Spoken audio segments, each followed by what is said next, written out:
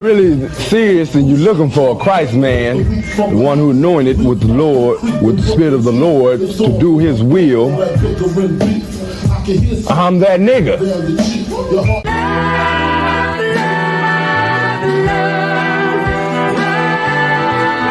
One West, 125th Street. Look, y'all put y'all faith in presidents like they gon' change this country. Run the league and let y'all play cause y'all gon' make them money. Fuck Obama, he ain't come here on cargo slave ship. What the fuck he do for blacks in his administration? I'm waiting, patient like a saint. Black, Hispanic, Native, they hate your ass the same. Paint Christ in they image, paint you as a slave.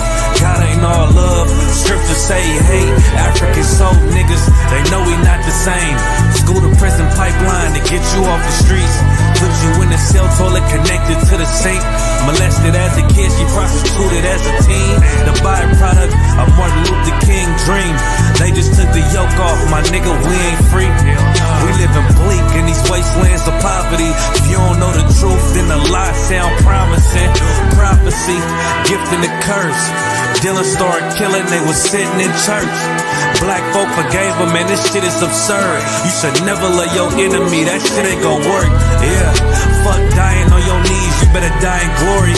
Man, I joined the UPK, taught me the art of warring. I took a nigga life like mine to be recognized. I feel that pain every day, it can't be reconciled. Pops banging, my sister a prostitute. My brother got life, and somehow I still found the truth. War ready, no cowards, no excuse. Fuck reparations, you can't bandage no open wounds. Blood on the leaves, body swing hung from a noose. I was on a run in Nashville and I found the truth. I called the school, class was being held by the shock on my life. I want to be a gangster like a cop. Do this for my brothers, real brotherhood. Everything we do, we got it out this book. My nigga, I can never be no African. UPK the only authorized acronym.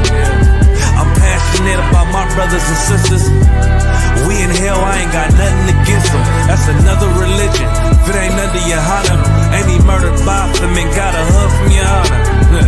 That's the way out for a coward in my observation. They don't fear the Lord, they indoctrinated. Wolves in sheep clothing, Joe Osteen.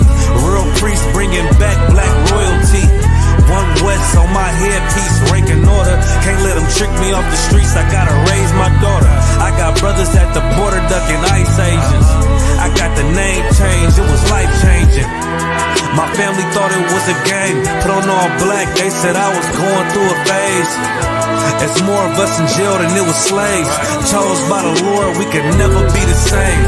Soon as they born, the wicked go astray. They left the truth, they wasn't with us anyway.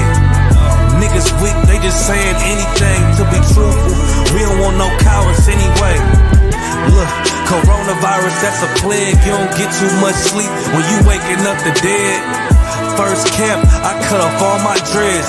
I took an oath when that oil hit my head. Niggas capping like they lids. I'm a priest, I never stick no fork in no pig. I was dead till I found out how to live. This brotherhood taught me how to be a man.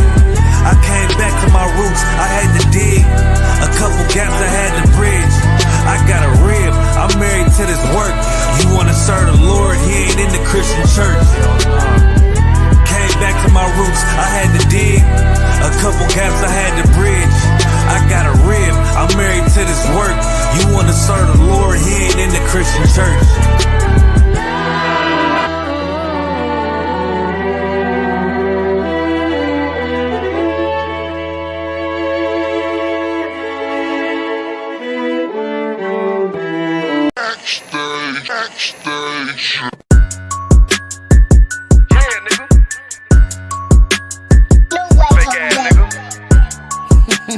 You ain't no Israelite, but you a gospelite, bitch.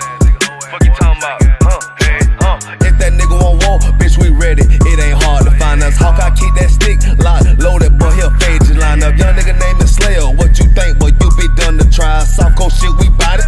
UPK, you solid, little bitch think I'm crazy, think I'm playing like bitch, I ain't the one. Warfare every day, so who is you, bitch? I don't need your love. Killers right round the way, what you think? I love this brotherhood, a hood. More than you, bitch. Sharp on shit, I'm bout it. UPK too solid. Fuck nigga don't want war. It ain't enough clips in your army.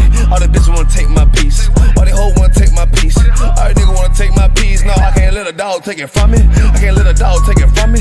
You a whole study and you dummy. And these bitches really out this bitch walking around like they don't know nothing. And a lame nigga fall for them and get set up for the coins and get gunned down, man down. Shoulda took the time, get a damn no. But I see the shorter and I show her. She could never get a piece hold.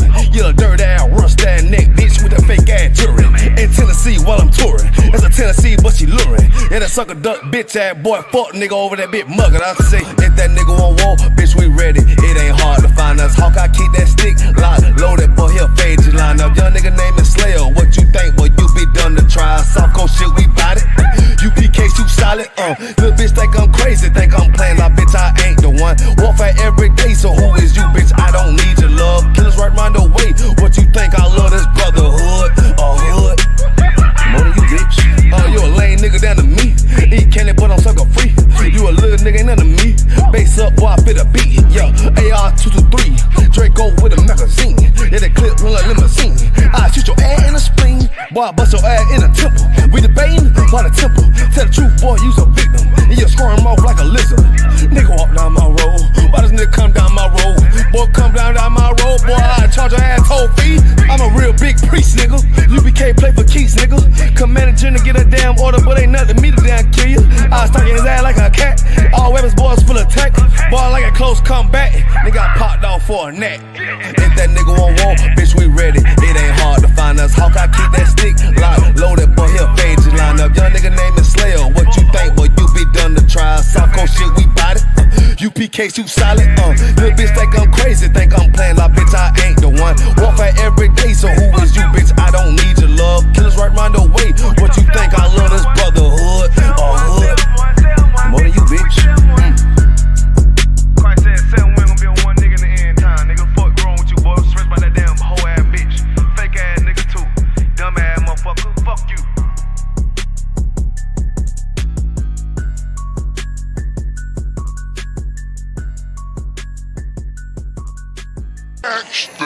This a Batman too. I promise you. This shit lit, cuz. This shit lit. Alright? Run that joint.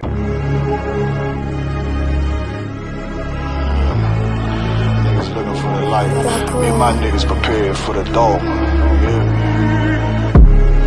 So we gon' get it on for the last days, nigga. You already know what it is. 140 for the rubber. They in the building, we in the spot. We can go to war and see who make it out.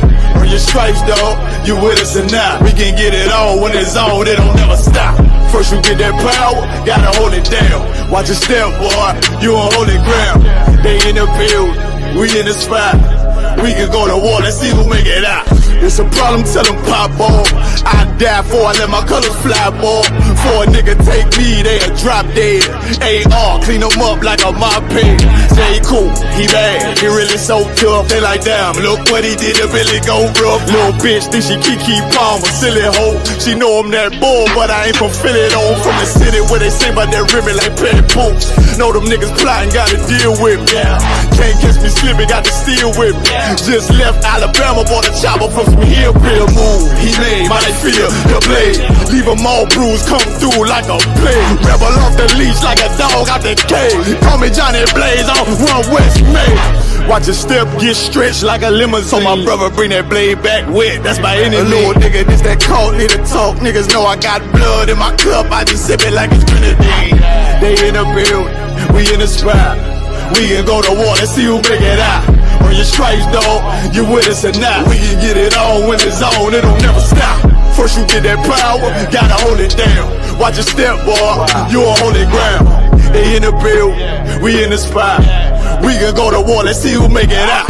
Tell them niggas good night, here come the best. Look, told them niggas get right or get left. UPK, bad man, I been to your flesh. Hellboy, rip the soul out of dead man shit. Got the rate, the power, I been the showstopper. Yeah, they might hate, but I know they gon' watch. Zone on lock, and you know the flow prop. Iced out, got the drip out of David Jones lock. Know I got the plan, they say that you the man. No shit, Sherlock, I'm the one you heard about.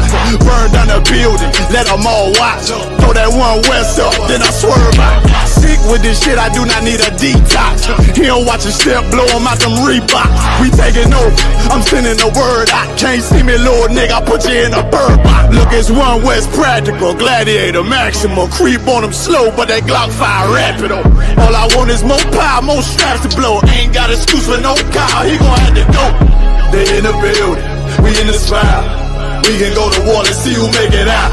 Earn your stripes, dog, you with us or not. We can get it all when it's on, it don't never stop.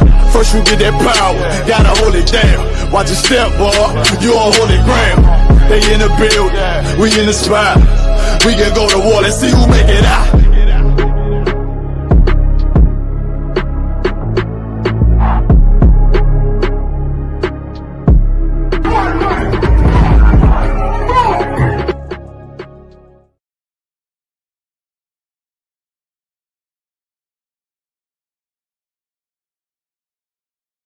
Wagwan Priest, you good? What's going on? Listen, man, I'm hearing you, man, you ISUPK brothers be talking about the Jacobites that was in Scotland were originally black. You man ain't reaching that. Listen, put that on the TV right there. You'll see it. This is the transportations. If you look right there, it will let you know Robert Adam, brown, William Bow, black, Dougal Campbell, brown complexion, black, brown. I see brown, black, brown, black, brown.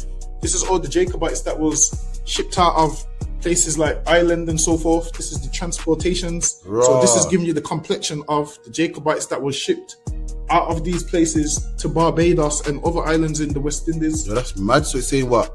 Robert Adams was a labourer and he was what? Brown faced. William Bell was what? Black, curled hair. Damn. That's deep, man. Which means what as well? Which also means black people was in Europe. Why? Because they ruled the Dark Ages. So that's why they was in Europe.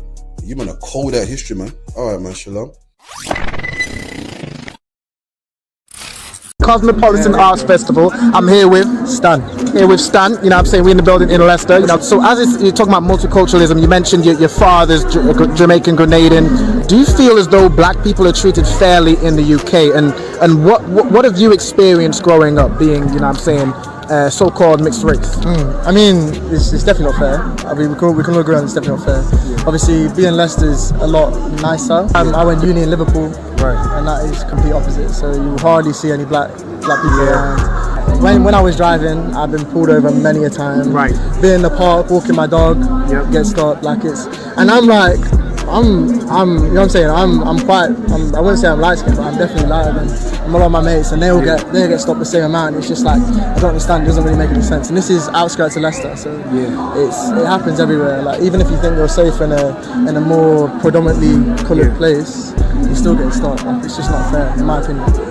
Yeah, nah, definitely. I mean, there's definitely a difference in how black people are treated, even as well with the, you know, because there's other cultures that are here now, like you'll have your East Indians, your Arabs, your Hindus, so many different cultures, and it almost seems like they're not quite treated the same as we were treated, especially given like the contributions that black people made to England, and then to this day we're still treated in the way you mentioned, getting pulled over by the police. You mentioned, I know there was a story about Child Q got strip searched, you know what I'm saying, that young girl on a cycle. That sort of thing is how we're treated today. What are your thoughts on black culture in the UK, the contributions we've made, and what are some things that you think should be celebrated more about black culture? First of all, music. Music is, I think, is the, like, when you look at British music, what are you looking at? You're looking at the black scene, realistically. Like, that's how I see it in the UK with like the grime scene. That's what I listen to. Celebrating wise, celebrate food, especially the vibe. Like, bro, I'm so proud to be. I'll be there with my boys. And okay, cool. We're getting dodgy looks from people sometimes if you're in a large group, even though you're not doing anything wrong. However, you're literally always smiling, always laughing. There's never a dull moment, and it's just like that's what you. I don't know. It's always the same. Like, no matter how the boys you meet, it's always the same. It's so good. It's so nice. So yeah, that's literally what needs celebrating. The fact that it's just always vibes. It's always vibes. Food, music, everything is so good. Yeah, definitely. One thing I've noticed about black people, you know what I'm saying, I'm being a black man myself, like, no matter what black people go through and what we face every day, we can see it on the news every day, but we're one of the most strongest willed people. Like, we persevere through anything. Like it's crazy to see. Yeah, I agree.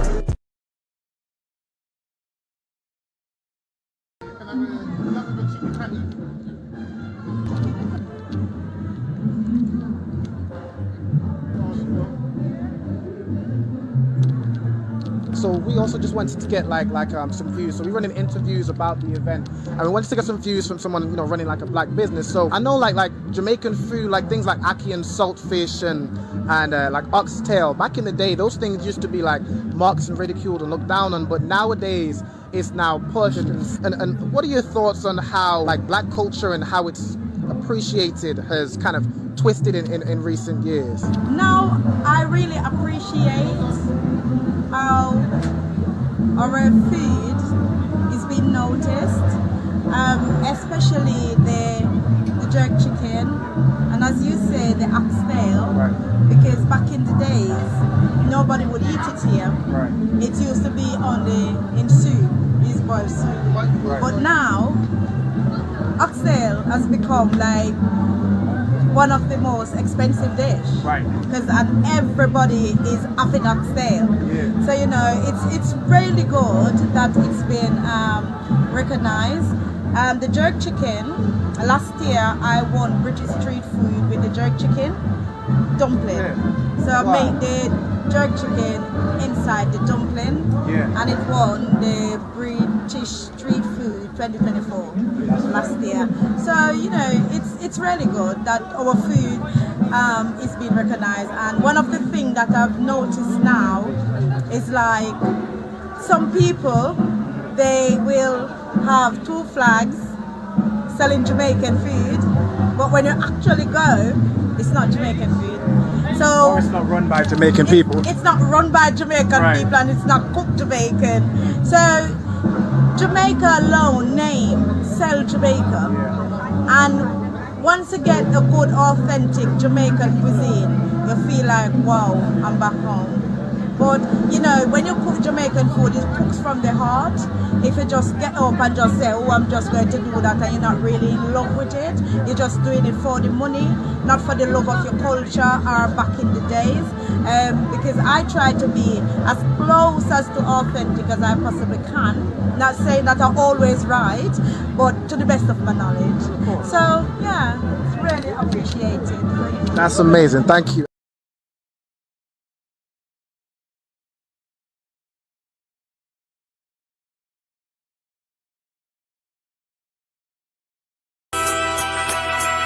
Okay.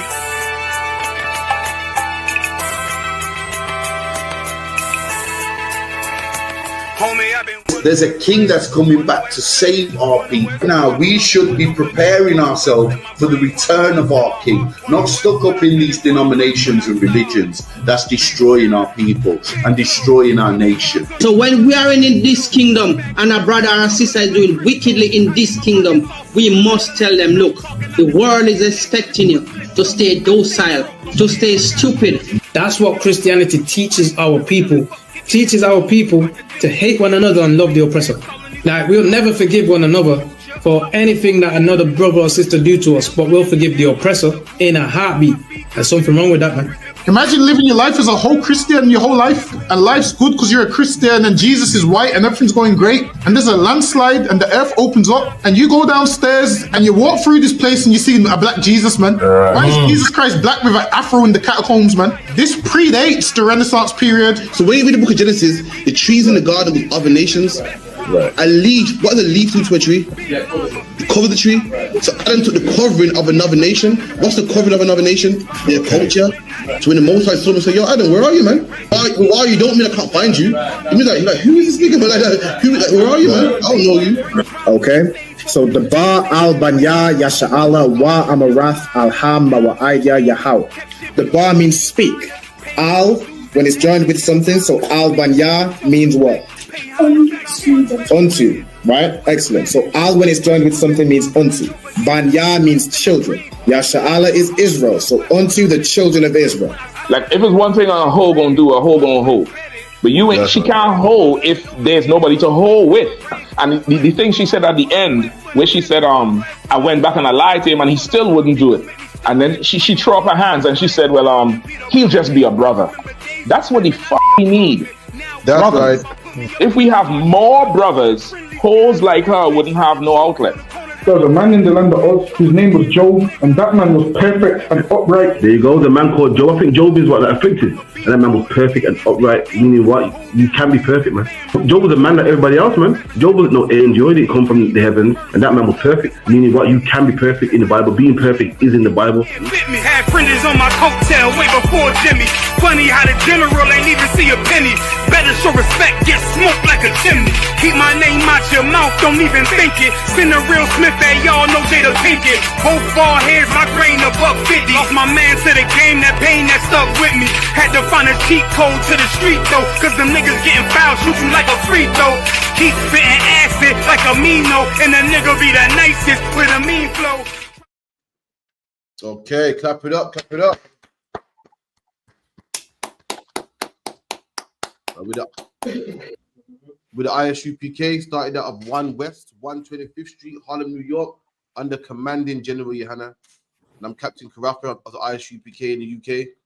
And from 1969, we've been teaching that blacks, Hispanics, and Native Indians are the real Israelites according to the Bible. You know, we have classes at 394 Lodge Road, B18, 5PW. Monday 7 to 9, Wednesday 7 to 9, Thursday 7 to 9, Monday being the law class, Wednesday being the history class, Thursday being the scripture breakdown class. We also have 2 online classes on Tuesday and Friday, 7 to 9 as well. One being the brotherhood class, one being the Lashawan Kodash class, which means holy tongue in the Hebrew. We teach black men how to speak how Jesus Christ spoke, how to speak how the men of the Bible spoke. We teach that exact same language. You can learn it in the ISUPK. Also, you can learn how to be a brother as well, man, in the ISUPK every Tuesday, 7 to 9. Also, subscribe to all of our social media platforms, ISUPK United Kingdom, on Facebook, Periscope, Instagram, YouTube, TikTok, all of that. Run all that. So, and also contact the school on 079 607 46784. We got On the Ends as well, which is every Friday, 9 to 11, a powerful podcast. All this, everything that's happening in the black community, we definitely cover that On the Ends, man. You can also call into the show as well, get your question answered, chime in, interact, the whole 9. You get me? So with that, any questions anybody wants to bring out, or anything anybody want broken down, or any questions or comments, or is there anything I missed? So if I could, sir, real quick. It's like about Alban. You sound hella low, you know. It might be me. Let me turn you up in my headphones. Oh, hold on. Yeah. Oh yeah, better. That was me. Go ahead, Alban. Okay, mostly. It's like if I could, you know, how John was the reincarnation or regeneration of Elijah, right? Is the precept for that? Is that Luke chapter 1 and verse? Luke chapter 1 and verse, which verse is it? Where is that? Verse 17.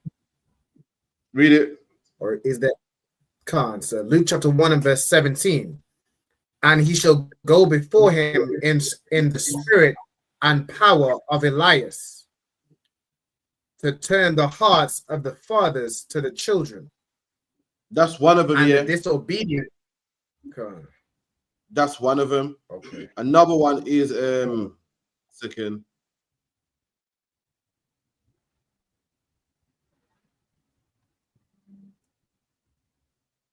That's one.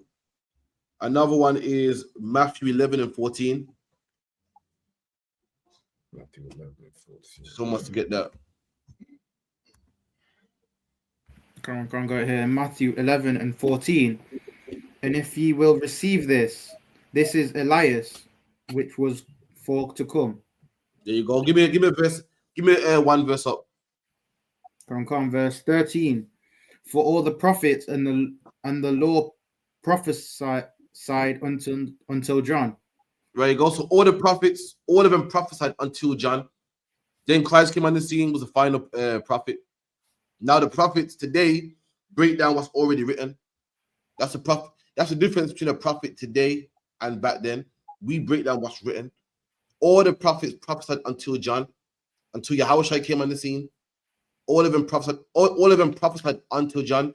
Now he's going to let you know something about John. Come on. Come on. And if ye will receive it, If we can receive it, if we can receive it, if we can understand it, if we can comprehend it, if we can break it down. Come on. This is Elias. This is Elias. This is Elijah or Elias, as the New Testament calls him. This is Elijah. John the Baptist is Elijah in the reincarnation. That's who he is. When the Bible says it comes in the spirit of Elijah, meaning what? He even got the same spirit, the same character. Elijah was known for having what? A leather girdle. John the Baptist also had a leather girdle, man. It's the same spirit, same vibe. Why? Because that is him. That is his spirit. That is his vibration. Read that again. Khan. And if ye will receive it, this is Elias, which was for to come. And this was Elias. John the Baptist was that Elijah that was that was prophesied in the Bible. The Bible talks about Elijah coming back. And the scribes and Pharisees didn't understand it. They thought Elijah coming back. Christ saying, this is the Elijah that is speaking about.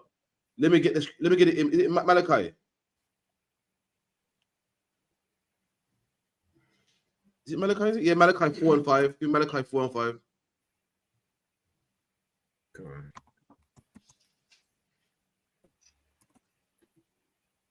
Book of Malachi chapter 4 and verse 5. Behold, I will send you Elijah the prophet. There you go. Before the coming. So this is deep. This is deep. In the book of Malachi, it said, I will send you Elijah. That's why Christ is speaking to people that knew the Bible. That's why it goes, this is Elijah, what the Bible's talking about. Christ was speaking to people that knew the Bible. So people say, oh, that's what it meant. Which, Alban, drives me crazy, because what do we do all day at camp, in class? We debate people that don't know the Bible, man. Pisses me off. Excuse my French. You know what I mean? Christ was debating people that knew the Bible, so he can check them. We debate with people that open the book and said, so Gentiles can be saved here. It says water baptism. I got to break it down to them, man. Christ was at least breaking people that was somewhat learned, man. Somewhat knew something, man. When a man's learned, the battle's better, because you can say, okay, then this is what the Bible's talking about when it says boom, boom. But we can trap a man. When a man's dumb, talking about Christ, no matter what color Christ is. I asked a man on Saturday, like Elijah. I asked the man on Saturday. The man said Christ's color is in the Bible, but it don't matter. I said, so what else in the Bible that don't matter, man? Why follow this book? Haven't we shut the book, man? Eating pork don't matter neither. Then being a statue diva, that don't matter neither. Getting tattoos, that don't matter neither. So why are we even reading the book, man? That's how at least Christ was debating people that knew the Bible. That's the point I'm making. Go read what you're wearing, Malachi. Come, Malachi 4 and 5. Behold, I will send you Elijah the prophet before the coming of the great and dreadful day of the Lord. There you go. So everybody was waiting for Elijah to come. Why? Because in the book of Malachi, it said Elijah would come. So everyone was waiting. And, yo, where's Elijah, man? Like, you know what I mean? With Elijah coming, what's going on, man? And Christ said, what? Elijah came? That man you're looking for right there, John the Baptist, man. That's the Elijah you was waiting for. Why in the Bible there's something called regeneration, man, or what the world calls reincarnation. Means what? To redo again, like repeat or rewind. And carnation means like you got carnivore teeth, or your carnivore means meat or flesh, man. To be back in the flesh again. That's the breakdown of reincarnation, and we all come back in the flesh again, man. You made mistakes, you done things wrong, you'll come back in the flesh again to fix the mistakes. Or you get punished, the Lord will make you be born again to get punished again. There's no such thing as a place where you're burned to death, you come back again. And John the Baptist was Elijah coming back again, man. You know what I mean? Does that answer your question? That's one? Can't answer the water. No sweat. Does that answer any question? Yeah, kind of. I've got a question, but also with the John the Baptist. So, like, he wasn't in the truth, right? But No. Elijah endured unto the end, innit?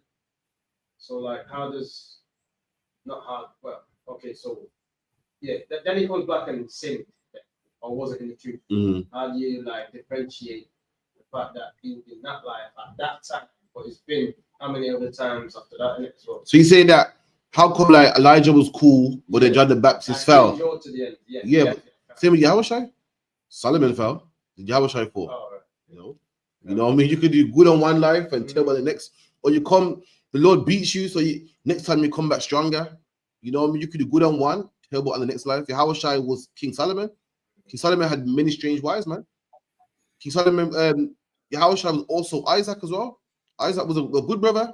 So it just depends on, if a brother got weak that time or weak the other time. It don't mean, his brother's flawless and they're going to come back every time. You know what I mean? This ain't a fairy book. It's not a pill you pop and, you're just great and you never make mistakes, man.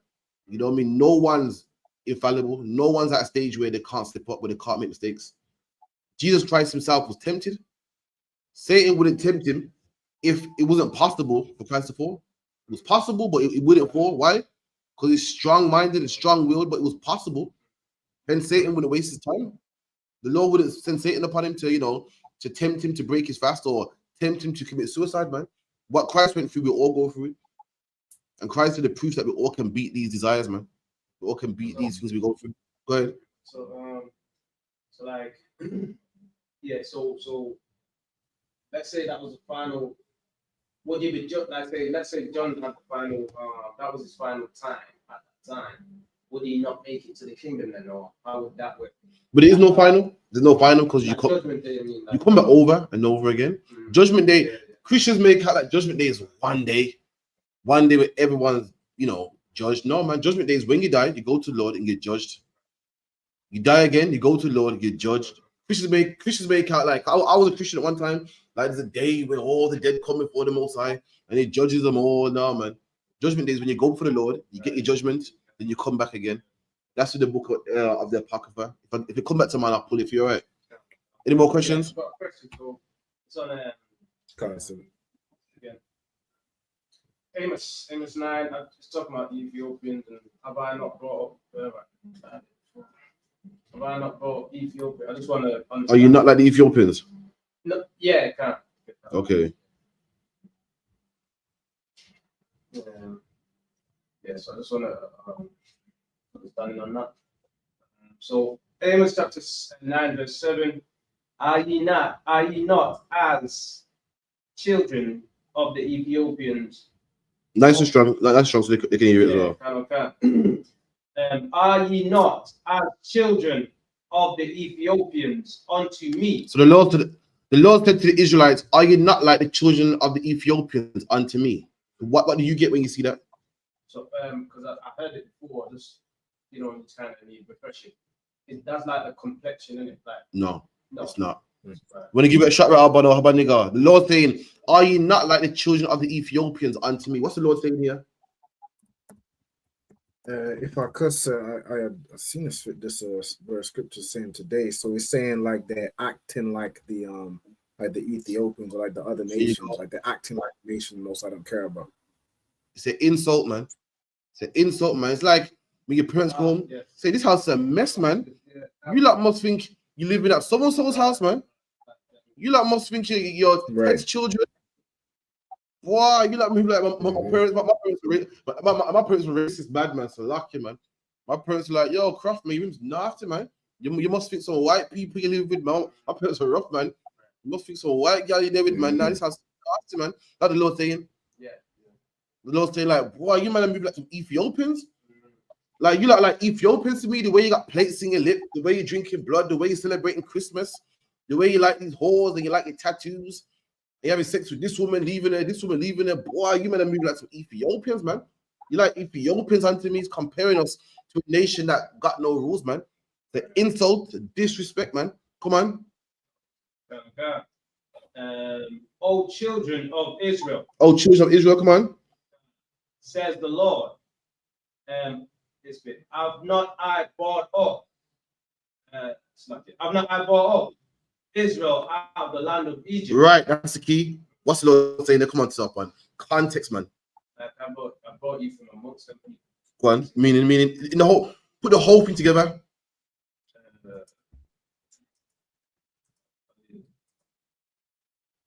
Are you not as children of the children of Israel? Have I not brought up Israel out of Egypt? Come on. Rob, when you get a shot? Can't say if I could. The whole thing together, go on. Yeah, so he's cussing out the children of Israel, saying, "Y'all acting like these Ethiopians. Y'all acting like these Africans. Like, did I not bring you out from the land of Egypt? Like I took you." No, the Lord saying, you man moving like Africans, man. Didn't I move you out of the Africans land? Didn't I get you out of Egypt? You're moving like you never left. You're moving like you and my family. Read that again to that point. This is a cut. You didn't say that. I can't recall. No sweat, no sweat. Yeah. Okay. O children of Israel, says the Lord, I brought up Israel out of the land of Egypt. There you go. Didn't I bring you out of the land? Why are you moving like them for? I brought you out of the land. You moving like I told you not to drink blood. You might want to drink blood. I told you man not to get tattoos. You might want tattoos. I told you man not to have sex with African girls. You might want to have sex with African girls. I brought you. Didn't I bring you out of the land? If I wanted you to be like them, I would have had you amongst them. I took you out from their land. It's deep as this. For anyone that can see this on the camera, I'll read it out for you. So luck you if you can. It's a bit blurry. I can read it. The phrase, concert. Go on. If you can. The phrase, "Are ye not like the Ethiopians unto me, O people of Israel," is a quote from the biblical book of Amos, specifically Amos 9:7. It's a rhetorical question posed by the prophet Amos, challenging the Israelites' sense of unique chosenness by comparing them to the Ethiopians. See that there? For anyone trying to say that I'm taking the Bible out of context, even the white scholars know, man. This scripture is not about color. It said it's a rhetorical question, man. You know what a rhetorical question is? A question that don't require an answer, man. Like when someone goes, yo, are you stupid? Now, are you stupid is a question, but you don't literally answer it and go, no, I'm not stupid. Like when someone goes, yo, are you dumb? Are you mad? It's simple. The Lord saying, are you not as the children of the Ethiopians? It's a rhetorical question, man. Even the oppressor knows, man. Even the oppressor knows that it's not talking about skin complexion. Fake Israelites will say, see, the Israelites are black because the Lord is comparing them to the Ethiopians who are also black. That is not true. The Lord is talking about our conduct. The Lord is talking about our behavior. Talking about the things that we are doing that we shouldn't be doing. That's what the Lord's speaking about. Anything else to that point? That was that. Oh, so that's it. Yeah.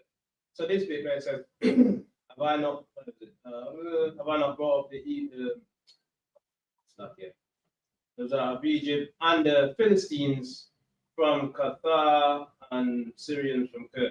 There you go, man. So let you know that basically I brought you out of the land of Egypt. I moved you from the Philistines. I moved you from Qatar. I moved you from all these heathen nations. Go on. Out of Egypt and the Philistines from Qatar. So saying, did I move you away from the Philistines, from Qatar? Did I move you from the Arab and the Africans? Basically, you're not like them. Why are you acting like them? The old English is throwing you off. If you used to read it like a NIV or something, basically I moved you from the Philistines, from Qatar, the Ethiopians from their land. I separated you. That's why even the AI said that it's a rhetorical question, separating us from the other nations, our holiness from the other nations. I think it's the old English showing you off. That was saying he brought the Philistines from somewhere. No. Syrians from Kir. I thought that's no, it's saying that I separate you from all the other nations. They're from this one here and that one. So really, we should be serving no other gods. Should have no other customs, have no other dress code, no other language. Why? Because the Lord brought us up from all these places. He don't want us hanging around with none of these people. Don't want us marrying their woman. Don't want us adopting their culture or none of that. Go on. Like I didn't say it's worded, but it says, and the Philistines from Qatar. That's the bit. I'll show you. I'll show you that a different translation. It will show a better. The word is old English showing you up. The whole context is I'm taking you out from among these nations, from the Philistines, the Ethiopians. That's what it's saying. That question line, if you could.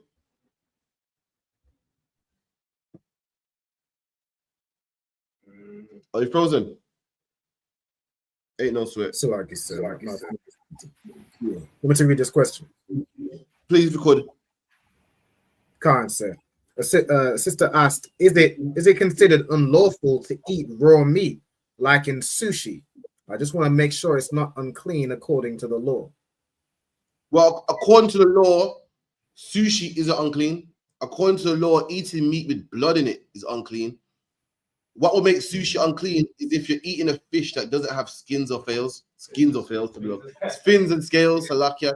Someone get me that Leviticus 7. If you eat a fish that don't, the requirement for a fish is it must have fins and scales. It must have it. The Bible don't say if it has to be cooked or not. So therefore, you wouldn't be breaking the law. What the Bible does say is you can't eat nothing with blood in it. So if you're eating a catfish, which is sushi, that's unlawful. If you're eating a snapper fish sushi, I wouldn't advise you do that, or the bones in the snapper fish, but that would be lawful. But the Bible don't say nothing about cooking the fish. It talks about blood. You can't drink blood. A sushi don't have blood in it. That answers your question. So we'll get Leviticus 11 and 9, if you could. Leviticus 11 and 9. Leviticus chapter 11, verse 9. These shall ye eat of all that are in the waters. And these are the things that you eat that's in the waters. Come on. God, whatsoever has fins and scales. And anything that has fins or scales, come on. In the waters, in the seas. In the where? In the waters, in the seas. In the seas, come on. God, and in the rivers. In the rivers, come on. God, them shall ye eat. Why did the Lord say the rivers, waters, and seas? Anyone know why? You got your seawater fishes. You got fishes in the sea, rivers, and because you're gonna live around, you might live near the sea, you might live near the rivers, and so on and so forth. That's fine, but why is the Lord saying all three? Say again, why is the Lord saying all three? The river, the pond, the sea, the ocean. That's true. But think on topic. The Lord's giving rules here. Why is he being precise? Go on, nigga.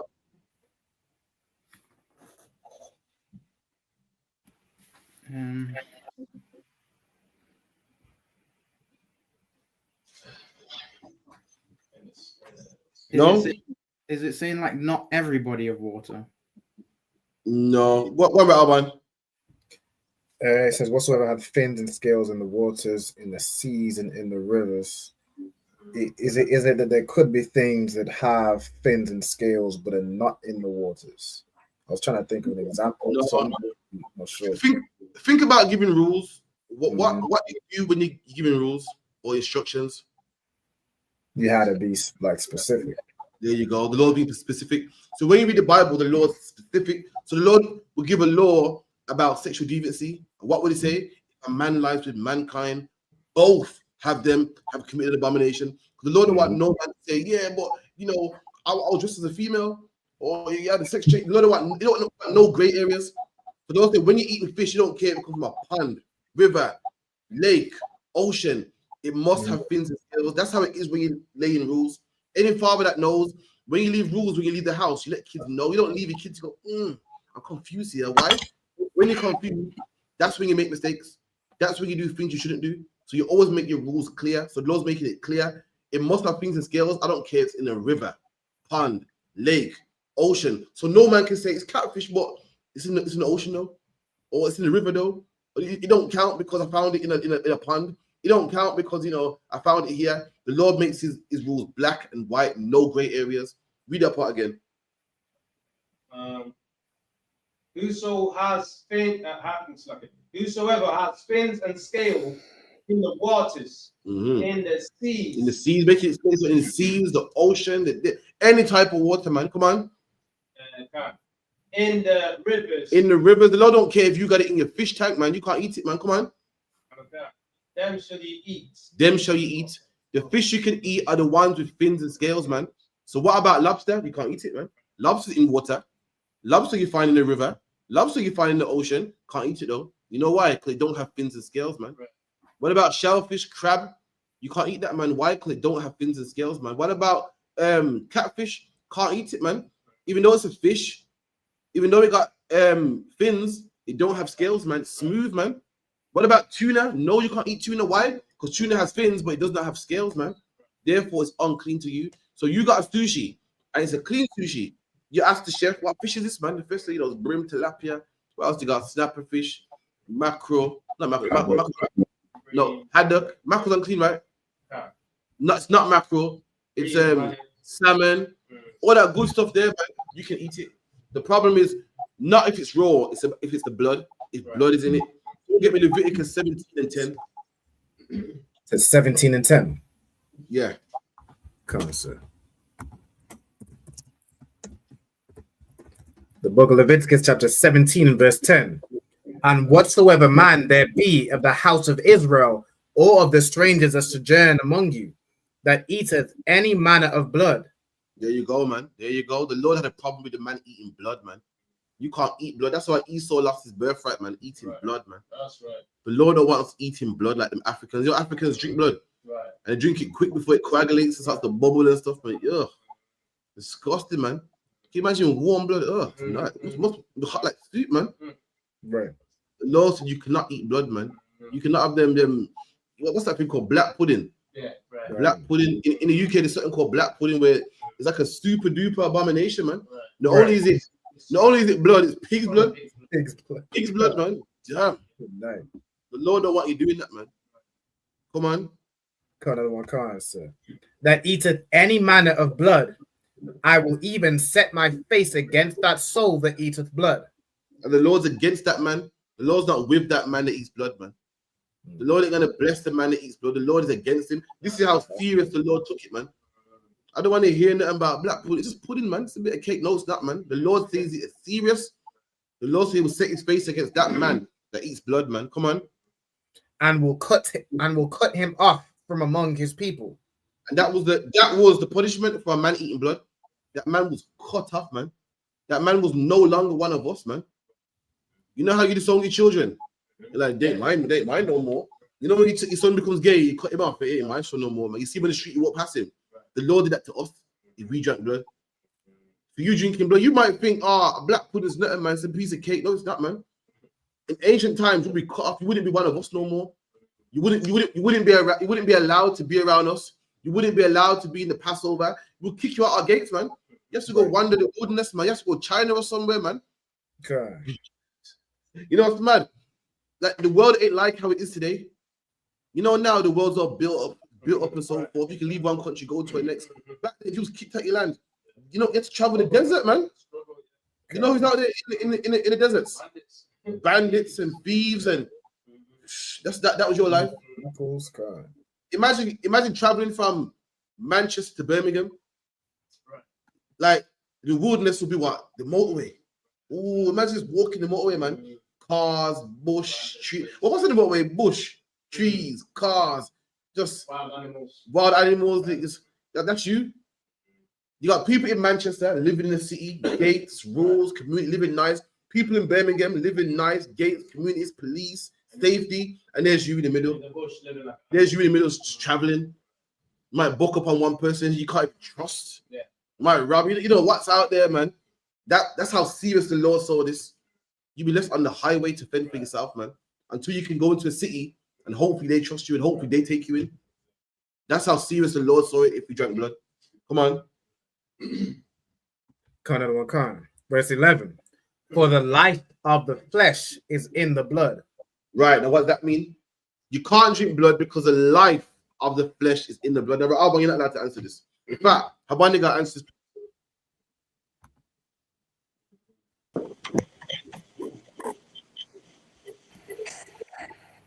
The life of the flesh is in the blood, without the soul of the animal. No. Right.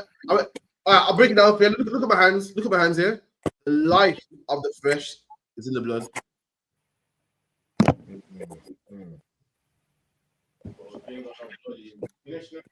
You can't drink the blood. This thing.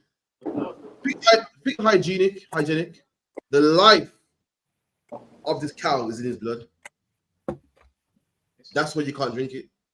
What's it saying? All the diseases and stuff. There you go, man. How it lives is in his blood. Listen, if you got diabetes, yeah, how does the doctor know? Blood test. There you go, blood test. So the doctor knows you got diabetes by checking your blood. Why is that? Because your life is in your blood. The doctor knows if your sugar's low. Nowadays you can prick your finger, boop, put it on the machine. Yeah, man, sugar's low. We know if your oxygen's low. We know if you got AIDS, we know if you got gonorrhea, diabetes, herpes, whatever the case may be, by taking a blood test. Why? Because your life is in your blood. And that's why you cannot eat the blood of an animal. Why? Because the diseases he got, you will get. And the Lord didn't want Israel full of diseases and riddled with diseases. So he made sure that when you have food, you got to cook out the blood, man. Which black people do. We're not into that, man. That's why, black people ain't African, man. We don't eat no blood, man. That's Don't right. eat no blood, man. Black man, see, look, I see black man biting chicken, see a bit of red. I'm like, oh. And I see man get rid of the whole chicken, you know, the whole, Right. you know, you see it. I feel, yo, I feel eat round the blood, man. Like, nah, man. I see black man eat chicken and see the little veins. I'm like, nah, I'm not eating this, man. It's not in our spirit, man. We don't eat blood, man. That's not what we do. But the other nations do, what the Hamites do, eating bush meat and them type of things. We don't do that, man. We don't eat blood. So sushi don't have no blood, so you can eat it. You know what I mean? Any more questions? Shalom, Adayana. You have da. How's it going? 12. Most in Christ. Lester in the house, you know. Lester there, you know. Any more questions, Baba Shah? It's like you say, if I could I get Come a on. breakdown on like the rest of verse 11, Baba Kushah? Go on. Verse 11. It's like Leviticus 17 and verse 11. For the life of the flesh is in the blood, and I have given it to you upon the altar to make an atonement for your souls. Right. So when you sacrifice the animal, the Lord will give you the blood. The Lord saying, this part of the animal don't eat. The life of it is in the blood. But when you sacrifice the animal, pour that blood on the altar. You know read Leviticus, Exodus, the rules of doing the sacrifice. Well, the Lord wanted the blood. That's why Christians say, what? I'm under the blood of Jesus. Why? Because Jesus is the sacrifice. And when you do a sacrifice, it's the blood that matters. It's the blood, it's the blood of the animal that covers your sin, covers the things that you did wrong. So when people say I'm under the blood of Christ or the blood of Jesus or his blood was shed for the world, it's the blood of the animal that counts for that sacrifice.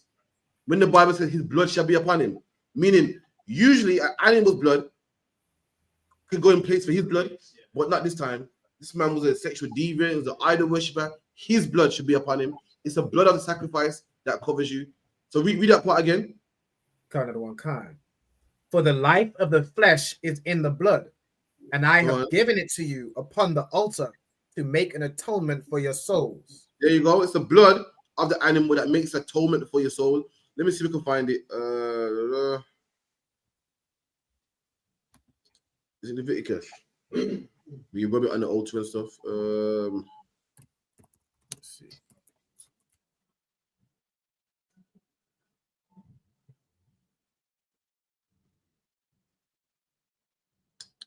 Bear with. There's one? Yeah, you go. Leviticus 1 and about 5. About 1 and 5, I believe. So I can kind of say 1 and the book of Leviticus 1 and verse 5. 1 and verse 5. And he shall kill the bullock before the Lord, and the priests, Aaron's sons, shall bring the blood and sprinkle the blood round about upon the altar. There you go. That's that blood again. That's that blood again. So the blood is not for eating. It's disgusting. You get germs and diseases, but the blood is for the sacrifice. The Lord give us the blood for the sacrifice. And this is the rules. This is the instructions for when the priest is doing the sacrifice. He gets the blood of the sacrifice, puts it on the altar, puts it on the horns, and that's what atones for our sins. You made a mistake in the past. You did something wrong. You didn't know it was wrong. You deserve payment for it, man. You deserve to die. But the priest will take your best goats, your best ox, your best sheep. And if you was poor, he even take a dove from you, something you can afford, something that would hurt you. Like for instance, if you're rich, you wouldn't give a dove. Why? Because that wouldn't hurt you. A sacrifice is something to make you say, ouch, I ain't doing that again. Damn, I lost a bull for that, man. A bull, you know, the amount of cows I could have bred him with. I made some money, the amount of leather I could have made with him. I lost a cow, man, the amount of milk and cheese I could have made out of her. And if you was poor and you didn't have a bull, damn, I had doves, man. Could have laid some eggs, man. Could have had, chicken and, I turtle doves to the pigeon today. So it's an old English word for a pigeon.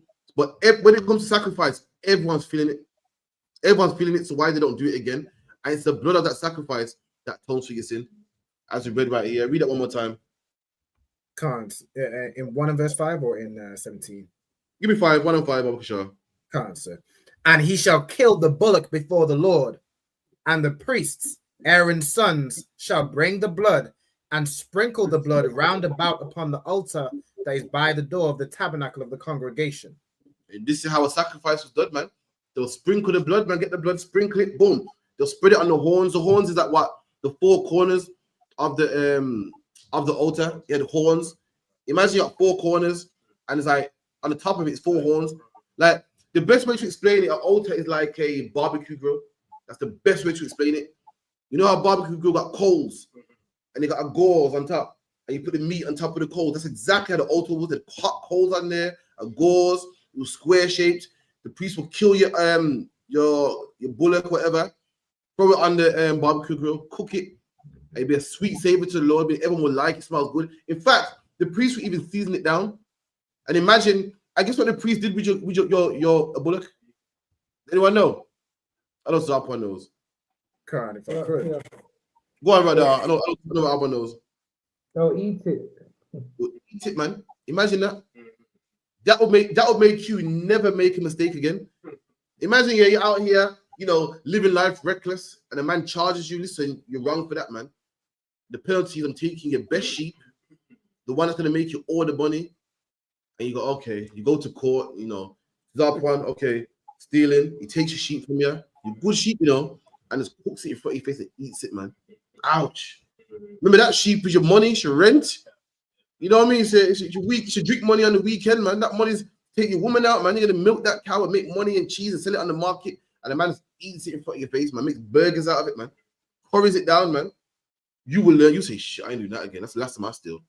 That's the last time I do something wrong. That was a sacrifice. Keep it in. Kind. And he shall flay the burnt offering and cut it into his pieces. And chop up the bed. Imagine that, man. You watching it, you got a goat or a sheep, your best sheep, even name him. You even got a name for him. And this man just chops him up, man. You seen your good sheep, your money maker, fertile, can breed up enough sheep and make it loads. And you see a priest was holding by his hand like so. Just chop him into, bite-sized parts. You know what I mean? Some bread and gravy. Look at that. Then you bring tears to your eyes, man. It's a luck, yeah. If I could, sir.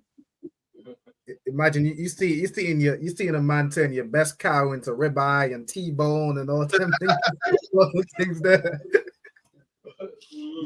Your best, your money maker. You see a man just even his rib. Get me, what burns the most. So the man jukes the meat and offers some to his rib. It's a nice, babe. Looking, that'll make you not do it again, man. Anything else? Any more questions?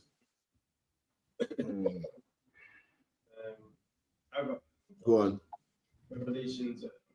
Oh man, I had to go Revelations on me. Example, I had to go Revelations on me, Just need to understand that. Revelation 21. Talk about the new heavens. Go ahead. Nice and loud. Revelation chapter 21, verse 1.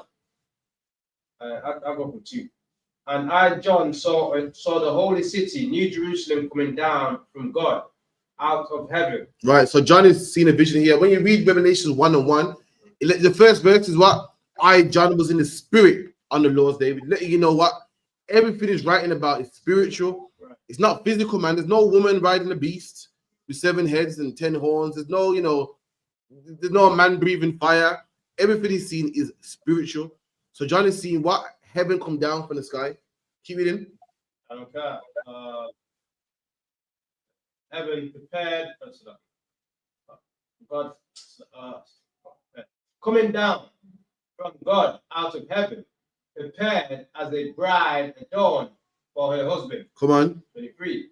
And I heard a great voice out of heaven saying, behold, the tabernacle of God is with men. Come on. And he will dwell with them, and they shall be his people, and God himself shall be with them and be their God. So what that part broken down, or? Yeah, I want it's gonna be like in the days where Adam was with the Most High. That's right. Or David, or Solomon. That's the kingdom. The kingdom of God, or the kingdom of God, the kingdom of heaven, or the kingdom of God is where black people rule. That's what it means. Christian taking the kingdom of heaven and say, oh my God, the kingdom of heaven is where you go to heaven and the clouds, and that is further, couldn't be any further from the truth. The kingdom of heaven when black people ruling, and it says what? He saw the kingdom of heaven come down from heaven. Why? Because it's something from God. This kingdom ain't something that man marched for. It's nothing that man fought for. And man said, yo, white man, I want some acres of land. What's that one people say? I want to own land. what we're gonna get, the kingdom we're gonna have, it comes from God Himself. That's how we're gonna get this kingdom. Come from the Most High. It's nothing we voted for, marched for, fought for, went to parliament for, and politics for, saved up money for. It's something that God is going to give us if you put down weed, crab, shrimp, lobster. Go ahead. So when it says coming down, it's like, you know, when the man's at the top giving the orders and the orders come down, innit? That's correct. Like that, not physically Coming down, I mean, it's from the Lord. It came down from heaven. It came down from God Himself. How the world's gonna run? It comes down from God. That's what it means. It came down for Him. Read that part again. Let me get it for you. And I heard a great voice out of heaven saying, "Behold, the tabernacle of God is with men." There you go. And the tabernacle of God. Tabernacle is a house. Meaning what? The Lord's gonna dwell with us, man. Right about now, the Lord don't dwell with us. Because it's evident, man. The Lord don't dwell with us. That's why black men get stabbed, man, but with zombie knives. That's why there's drugs in our communities, man. That's why the police kill us and no one goes to jail for it. The Lord clearly ain't with us, man. But in His new kingdom, the Lord's gonna be with us. You saw that video with a black man getting punched in his face by the policeman on camera and bus case. That could only happen if the Lord ain't with you. Hold that. Let me get one real quick. Hold you one. Let me get one. 1 second.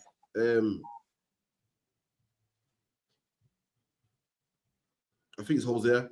Give me Hosea 5 and 15. Hold that point right. Hosea 5:15.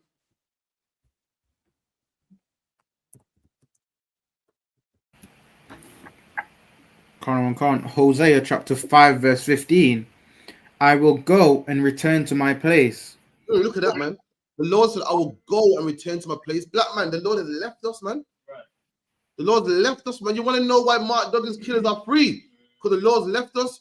You want to know why they can demolish and break up the Windrush monuments and no one goes jail for it? Because the Lord's left us, man. You want to know why black men get gunned down and killed by the police and nothing comes out of it? Because God has left us, man. Once upon a time, God dwelt with us, man. Meaning what? We was under His protection, man. No one could mess with us, but now all nations do. On camera, please kill our kids on camera, man, and get away with it, man.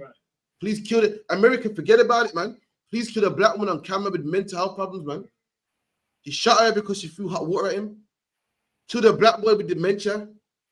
Kill Mark Duggan, who didn't have no gun. Choked Rashawn Charles, man, in a shop. Choked him to death, put his fingers down his throat till he died, man. And nobody went to jail for it, man. Clearly, God can't be with us, man. Can't be with us, man. But let me tell you something. In the kingdom of heaven, God is going to dwell with us again. That's right. The Bible says He's going to live with us again like how we used to. Right, we're living in a time where He left us. Black man, Hispanic man, Native Indian man. You're going to put down weed, crab, shrimp, lobster, whores, and provoke the Lord to come back and live with us, man. Right. Provoke the Lord to say, you know what, them brothers are trying, man. Let me give them our protection again. Are we going to get that in the kingdom, man? Keep reading to Khan, till they acknowledge their offense. You go, the Lord ain't gone forever. He ain't gone forever. The Lord said, I'm going to leave you until you acknowledge your offense, man. And that's where the ISUPK comes in. Right. We go out there and tell our brothers the things that they should be doing, man. Opposed to the things that they are not doing, that they shouldn't be doing. Why? Because that way we get enough brothers to change. The Lord will come back, man. The Lord will say, you know what? They have acknowledged their offense. They've acknowledged the things that they have done wrong. Let me help these brothers, man. Let me wipe out this racist police force, man. Let me take away all the drugs in their community. Let me help them, man. And that will happen. I'm reading the future in Revelation, man. To reveal means to make known or to uncover something that's hidden. I'm making known the future, and the future said the Lord will dwell with us again, man. Believe it or not, man. With or without you. If you don't want to put down crab, shrimp, pork, lobster, the Lord will just kill you, man. And other brothers will take your place, but it will happen, man. It will happen. How do I know? I'm reading the future right now, man. Read it now to that one. Read it from the top again. Khan, from the top. Okay. And I heard a great voice out of heaven saying, behold, the tabernacle of God is with men. There you go. It dwells with us, man. When it said men, it's talking about Israelite men. That's right. Of course. This is an Israelite book written to Israelites. You don't need to specify, man. Sadly, because we deal with dumb Christians that don't know nothing, we got to always prove stuff and jump to precepts. But context is key, man. I'm around black men and say, yo, listen, no man better touch me, you know. I'm not talking about Chinese men, man. It's a shame I keep breaking this down, but context is key, man. This is a history book written to one race of people, about one race of people. The Judges were black. Chronicles was black. Isaiah, Isaiah, Ezekiel, all the prophets, all of it was Israelites. So when it says what men, it's talking about Israelite men, man. All men don't need God to dwell with them, man. Right. But black people do though. Black men do. What the white man needs God to dwell with him. When he got the nuclear bombs. He can push a button and blow up a country, man. The white man said the other day Iran is not having no bombs and pushed a button and got rid of Iran's bombs, man. But there is a man that needs God's protection. There is a man that needs God to dwell with him, man. And that's the man with drugs in the neighborhood. That's the race of people that ICE is going through neighborhoods and scooping up black people, man. That's the people that get deported and sent back to Jamaica, an island that they ain't seen since they were 2 years old, man. A race of people, single parent homes, single parent moms walking around like crazy, man. Black men on drugs, man, on a park bench with a can of lager in their hands, man. That's the people that needs God around them. That's the people that needs God's protection. Go on to that one. It's like as well. You know, like when it says God dwelling amongst them, it's not like the Lord Himself. You know, like it says the Lord was walking in the garden in the cool of in the cool of the day. He's not literally on two legs. No. You get me? It's black people talk. Once you get the vibe of the Bible, you understand. It's like you go, yo, I want to speak to Commander Johanna. And I go, yo, he's speaking to him, man. I'm not saying like I'm not him. So when it goes, the Lord will dwell amongst us. It means, you know, his vibe is protection, man. It's protection, like you say, you're under my wing. You're not literally under my arm, man. You get me? Like, say, listen, I'm with you. Like when people say, listen, I'm with you, man. Go do your thing, I'm with you, man. I mean, I got you back. I'm a back you, man. I got your back. Backative, man. You always call it, man. So like, yeah. That's what it means. The Lord got our back, man. He's with us, man. Like you're, you know, if a man's like say, oh, go ahead, man. I got this. I'm with you, man. Go do your thing, man. It means I got your back, man. That's what it means. That the Lord would dwell with us. He don't live next door. You don't live in number 5, and the Lord lives in number 3. You don't mean that, man. It means he got your back. And right by now, black man, we need the Lord to have our back, man. Right. So lucky we need the Lord to have our back, man. Ain't nobody get raped and robbed and taken advantage of more than black people. Listen, Vidaya Allah, you heard about what's that show called? Reggae Land. Yeah, Reggae Land. Yeah. Listen, I heard Reggae Land was sold out. Millions, man. Loads of people at Reggae Land, man. Yeah, and about 70,000 people there, so 80,000 or something. And listen. And how much of them were black? Not much. we raise the people down to our culture get stolen, man. Down to our music get stolen, man. Listen, black man, you can't even wear red, gold, and green, man. Jamaica independence this whole week, and I saw a devil man in red, gold, and green, and she didn't even feel shame. Wouldn't you feel embarrassed being like in Nigerian colors or something? You didn't even care, man. I said, yo, we'll give it 20 more years then. It's not going to be Jamaican culture more, man. It's going to just be faction. Black man, you need protection, man. You can't even make a tune without people rubbing it, man. So lucky, they're stealing your life. They're stealing your music, man. Stealing your culture, your slang, everything. Nothing left. Keep it in. God with them. And he will dwell with them. And they shall be his people. And God himself shall be with them. And God himself shall be with them, shall be with us. Come on. And be their God. And God shall wipe away all tears from their eyes. There you go, man. What's the whole context? The whole context is we used to live rough, now we're living good, man. The Lord will walk away all the tears from our eyes, man. All the black on black crime, all the drugs in our neighborhoods, all the, you know, being tossed back and fro, winds of doctrines, all the, you know, diabetes and gout and blood pressure, all the things that kill black people, man. Public housing, dole money, minimum wage, dead end jobs. What do you call it? Example, hand them out. Hand them out. The Lord's gonna wipe all that away, man. That's how we're gonna live in the kingdom. Black man, how much do you want this, man? How much do you want this, man? You mean to tell me that every black man wants this? Every black man wants this, but you mean to tell me you want it, but weeds is better than this? I wouldn't mind this, you know, but boy, you said put that in the weed. I don't know, you know, black man, really? It's a plant?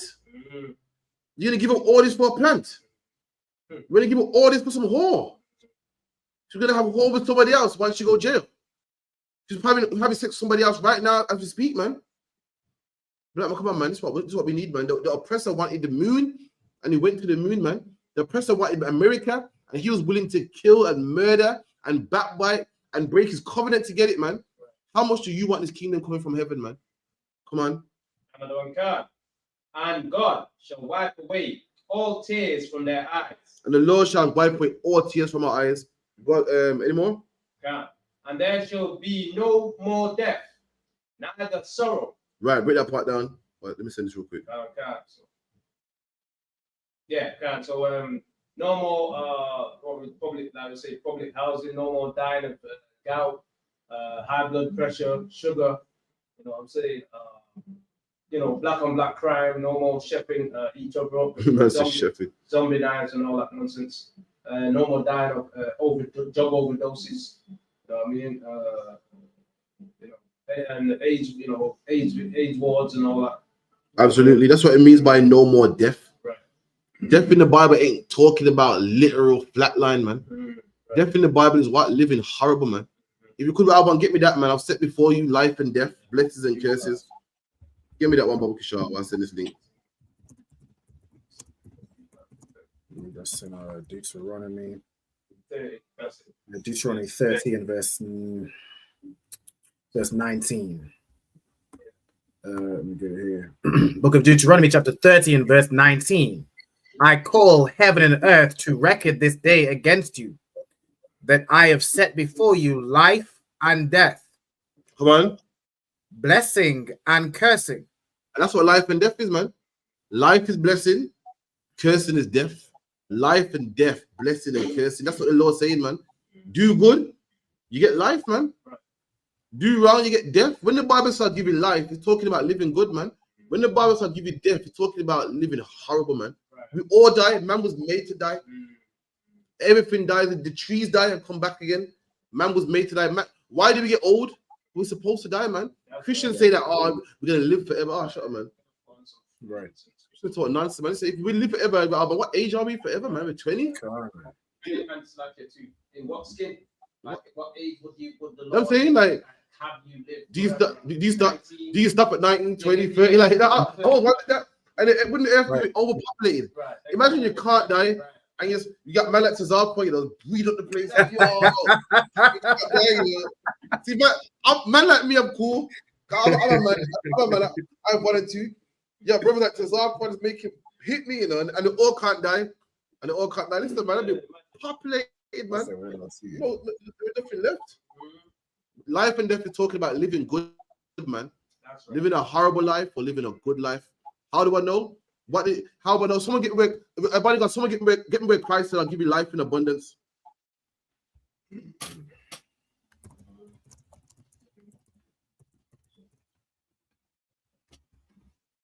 John 10 and 10, I believe it is.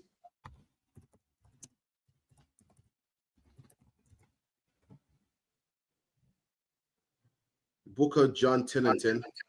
Come on. John chapter 10, verse 10. The thief cometh not, but for to steal and kill, and to destroy.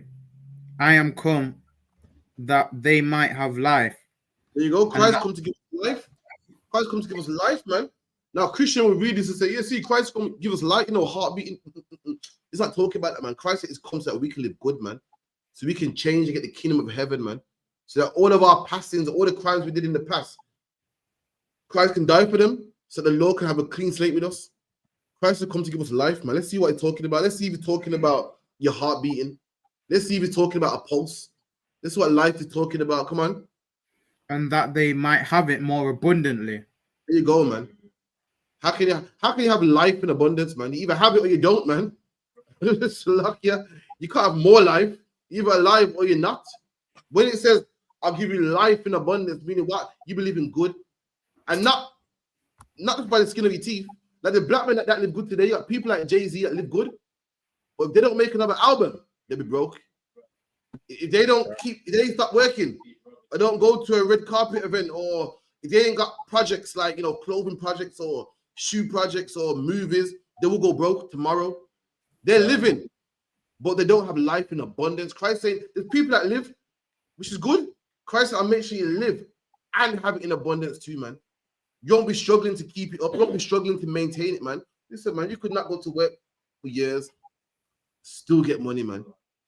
You know that wealth that the Queen got, wealth that these rich white people got, they couldn't be broke if they tried to, man. That's the wealth we're gonna get. Life in abundance, man. Riches in abundance, children in abundance, man. Land in abundance, rubies, diamonds, land, all of that in abundance. Right now, where we feel like I got sidetracked. And if I could, sir, go on. Like even as well, like how you mentioned, there's a few brothers that might, so say make it and they got money, but as you're saying that they gotta keep that up. They gotta sign a deal to fight Jake Paul to keep the lights on, like Mike Tyson. But also like as a nation, we're gonna have it more abundantly. Like it's not gonna be one brother that so-called makes it out the hood. Like we all gonna be living good as a nation. There you go, man. That's true. And how can I forget that as well? We're gonna be living good as a nation. Not gonna be one man. That's the black community. One man living rich. The Chinese, all of them do good, man. Chinatown benefits everybody, man. Black people got little sprinkled people, man, here and there. Chinese people got spokesmen and people that speak for them. Their own community. Jewish, same thing. We got little people sprinkled here, man, who are not living life in abundance, living life, but not in abundance, man. Right. How do you know? The same celebrities that you see. What's it called? What's it called at Alban when these men are a reunion? You have reunions, man.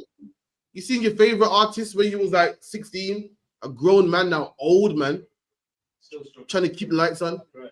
Michael Jackson died at 50-something years old, man. And it died while in the process of doing his final show, man. Why? Because if he didn't, he was in debt. And if he didn't do his show, they would have closed Neverland Ranch, man.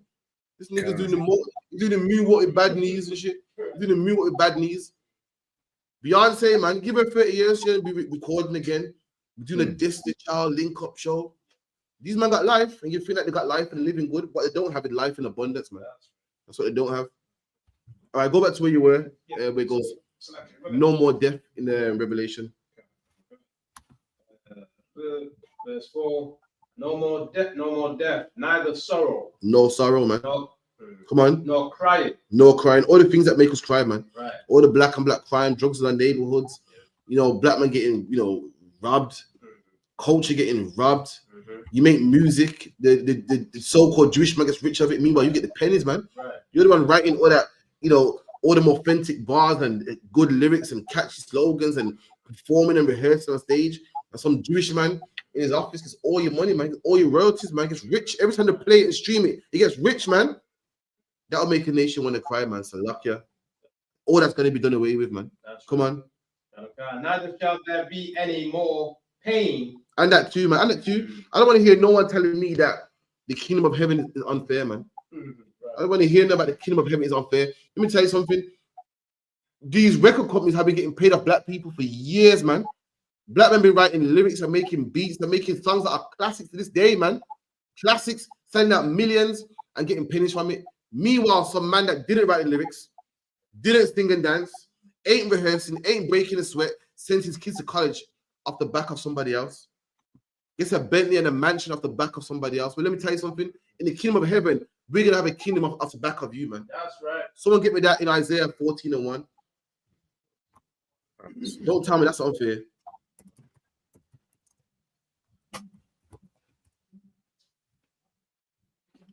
The book of Isaiah chapter 14 and verse 1.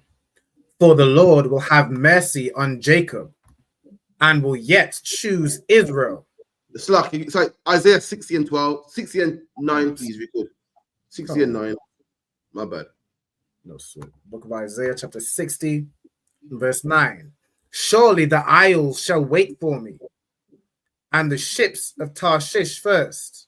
Come on. To bring thy sons from far, their silver and their gold with them, unto the name of the Lord thy God, and to the Holy One of Israel, because he hath glorified thee. And the sons of strangers shall build up thy walls. You hear that there? Right. Them strangers are gonna build up our walls, man. Why? Because my brothers built up your walls, man. My brothers wrote track after track after track, man. Records after records, made sold millions, man. And guess what? Your kids went to school off that money. Your kids went to university off that money. Your kids got health and dental care off that money. You had a nice cushy life and a nice mansion and a yacht off that money. So I don't want to hear nothing when you build my walls, man. Them same strangers that robbed us are gonna build our walls, man, for free. They're gonna make sure that our kids go to college, man. Right. They're gonna make sure that our kids live cushy, man.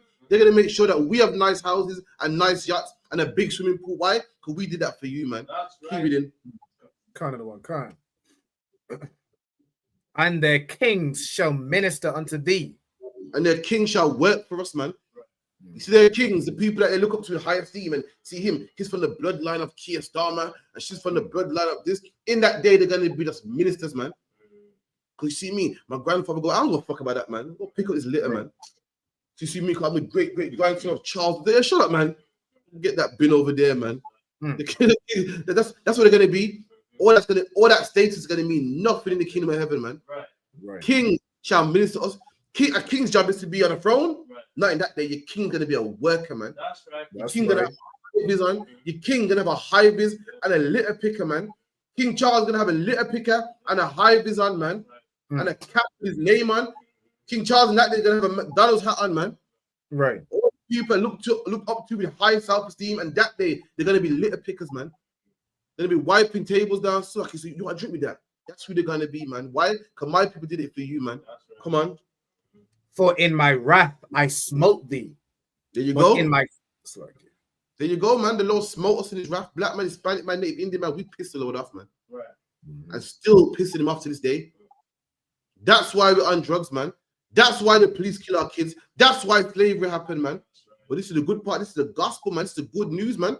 Christians talk about the gospel, don't even know what the gospel is. This is the gospel. The next line is about to let you know what the good news is, man. Come on. But in my favor have I had mercy on thee. And that's the gospel, black man, Hispanic man, Native Indian man. That guess what? Even though we're dying right now, the Lord is going to change his mind, man. The Lord is gonna his anger it's gonna stop. It's gonna quench and it's gonna call us back. That is the good news, man. The good news ain't song and a dance and we go to heaven. The good news is that black people, Hispanic people, Native Indian people got a second chance, man. That is the good news according to the Bible. That's the gospel. That's the glad tidings, man. Let me see if I got it. Keep going. Can't say. Therefore thy gates shall be open continually. They shall not be shut day nor night. There you go, man. Look at that, man. Our gates are going to be open continually. You know how London never sleeps. Right. You know how New York is a city that never sleeps. Right. That's going to be our gates, man. Constant work, man. Transport, import, export, back and forth. Working, man. Making money, man. Come on. That men may bring unto thee the forces of the Gentiles. There you go, man. I'm going to bring the forces of the Gentiles, the riches of the Gentiles, man. That's right. Why? Because my people did it to you.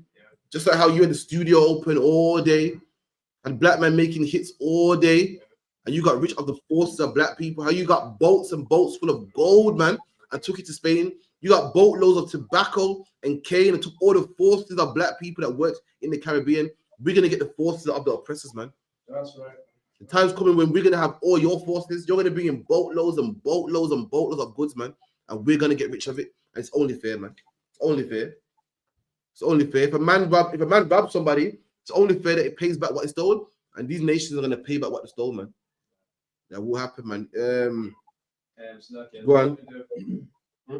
Go on. Yeah, just 9 now, so that can jump down a bit now. Go ahead.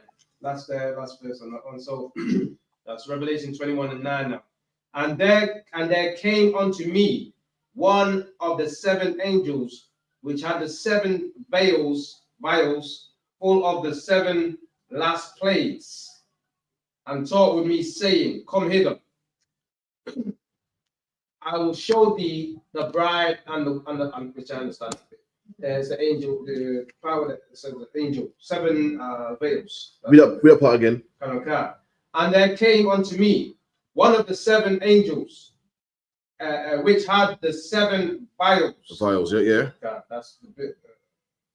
Yeah, full of the 7 last plagues, so that's the plagues that the destruction that the Lord's about to send out. So you read Revelations where you got the 7 seals, and each time they break a seal, a curse happens in the earth. Right. And you got angels with 7 vials. A vial's like it's like it holds like liquid, a cup, and the 7 angels with 7 vials, and they pour these destruction out on the earth. So he's seeing the angel with the 7th one. Yeah, that's what I'm. That's what I'm trying to get at, because what was the 1, 2, 3? What is the, you know what I'm saying? Uh, That's the plagues. Isn't it? That's the plague. I can't remember which one in particular, but one veil will be like famine, Right, another right. veil will be like death on the earth. Yeah, I'm just like it. What I'm trying to say is that you have to go through the scriptures to find them. Is that Yeah, you go to scripture, we let you know which veils which. But where we at right now, this is the angel with the 7th veil. Where we at? But we're at right now, yeah. Read what it says. Yeah. What's it? I'm reading this first.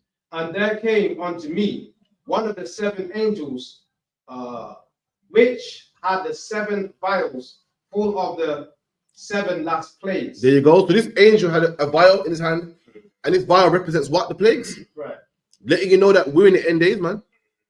This angel poured out a vial, and this vial what let out plagues, man. Don't that sound like the COVID-19? Right. Don't that sound like smallpox?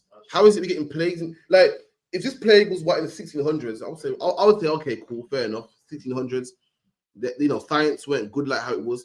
But to get a plague in 2025, with all with amoxicillin and antibiotics and all these things, that's crazy, man. To get a plague today shows you it has to be of the Lord. Right. The monkeypox and the smallpox and the COVID-19 and the new strains, letting you know that this is a plague from the Lord. This ain't no little bacteria, this ain't no nothing, this is with the science we got today. That's crazy. Also, one of the plagues were in Revelation 7, it says, not the earth, nor the trees, until we sealed the servants of God in their forehead. Okay. That's telling the angels to hold back the winds. Destruction, yeah, until that's right. Yeah. Go on, keep reading. I think that was it. The angels, hold on. And there came unto me one of the 7 angels, which had the 7 vials full of the last plagues, and taught with me, saying, Come hither, and I will show thee the bride, the Lamb's wife. You know where the bride is, right? And that's the Israelites. That's right, yeah. The Lord compares Israelites to his woman, his bride. Yeah. So he said, I'll show you the bride. So this is the end times, no more. Like a wedding. A wedding is a nice day, not like a funeral. It's the opposite for a funeral. A nice time. And that's how we're going to be living, man. We're going to be living nice and black, man. We deserve it, man. Yeah. We've sinned against the Lord, man. We've had a hard time. Now we got to fix up, man. That's right. Let the Lord give us some good times, man. Let's have a land of our own, man. Mm-hmm. Any other questions? Can't say if I could. Go ahead. Could I get a breakdown of the book of Joel, chapter 2 and verse 13? Joel 2 and 13. Can't say. Without Allah gave me this Bible. Without Allah gave me this Bible, yeah. I still find it hard to navigate, man. Let me see. Okay. 1 second. I'm near like Amos and he gave me a Bible, yeah, that makes it easier to navigate, yeah. Me, yeah, still can't do it. 2 and what? 13. 2 and 13, read it. Joel chapter 2, verse 13. And render your heart and not your garment. Right, you want to break down on that? Yeah, so if I could, right, where it says, and rend your heart and not your garments, what is the relevance of the garments? I'm assuming the rend your heart is like similar to where it's like in Psalms 51 and 17, the sacrifice of Lord is a broken and contrite heart, right? But if I could, what's the relevance of the garments in the context of what's being said, sir? Okay, so what does it mean to render your heart and not your garment, first and foremost? So like it's render. Rend, sorry. Yeah, so he says, and rend your heart and not your garment. So rend is to like rip or tear. That's right. So saying rend your heart, meaning be like tear your heart or your mind and not your garments. So if I could, I was discussing this verse with like Officer Tazapo the other day, and where it says like and not your garments. So is that like how like in Israelite custom, if you're mourning or you're sad or you go through something, you tear your garments, you put ashes on your head and so on and so forth. But is this saying to like instead of just being, we in the condition we're in today, we are at the bottom of society, we have plenty to mourn about. But instead of ripping our clothes and just staying down and being in mourning, instead use that energy, use the fact that the police killed your son, use the fact that your father wasn't in your life because he was strung out on drugs, use that to turn your heart into following the Most High. Absolutely. That's right. we had a custom, but a man was sad. He'll rip his clothing. You can get that. Someone get me that real quick in 2 Samuel 13:31.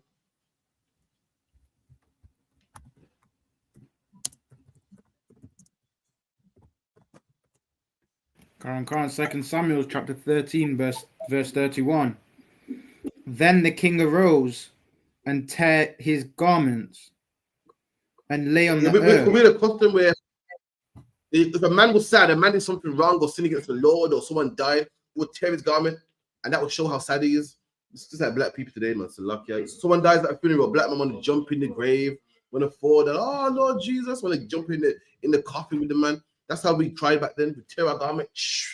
And that you look, bro, he's sad, man. He tore his garment, man. Garment's expensive too, you know. This ain't today where you push a button and the machine make 10 of them.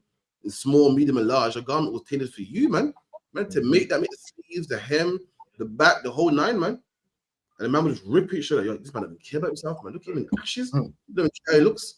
And the Lord saying, when you sin or do something wrong, rend your heart, man, not your garment, man. I mean, I'd rather you feel bad about what you've done, like, oh, rip your heart, man. Feel devastated about what you've done, like, oh, man, that was messed up, man. What kind of person am I, man? I can't even look myself in the mirror, man. And that will make you want to change, rather than just rend your garment. Genuine change when you rend your heart, man. Right. Hold that up and give me Psalms 50:1.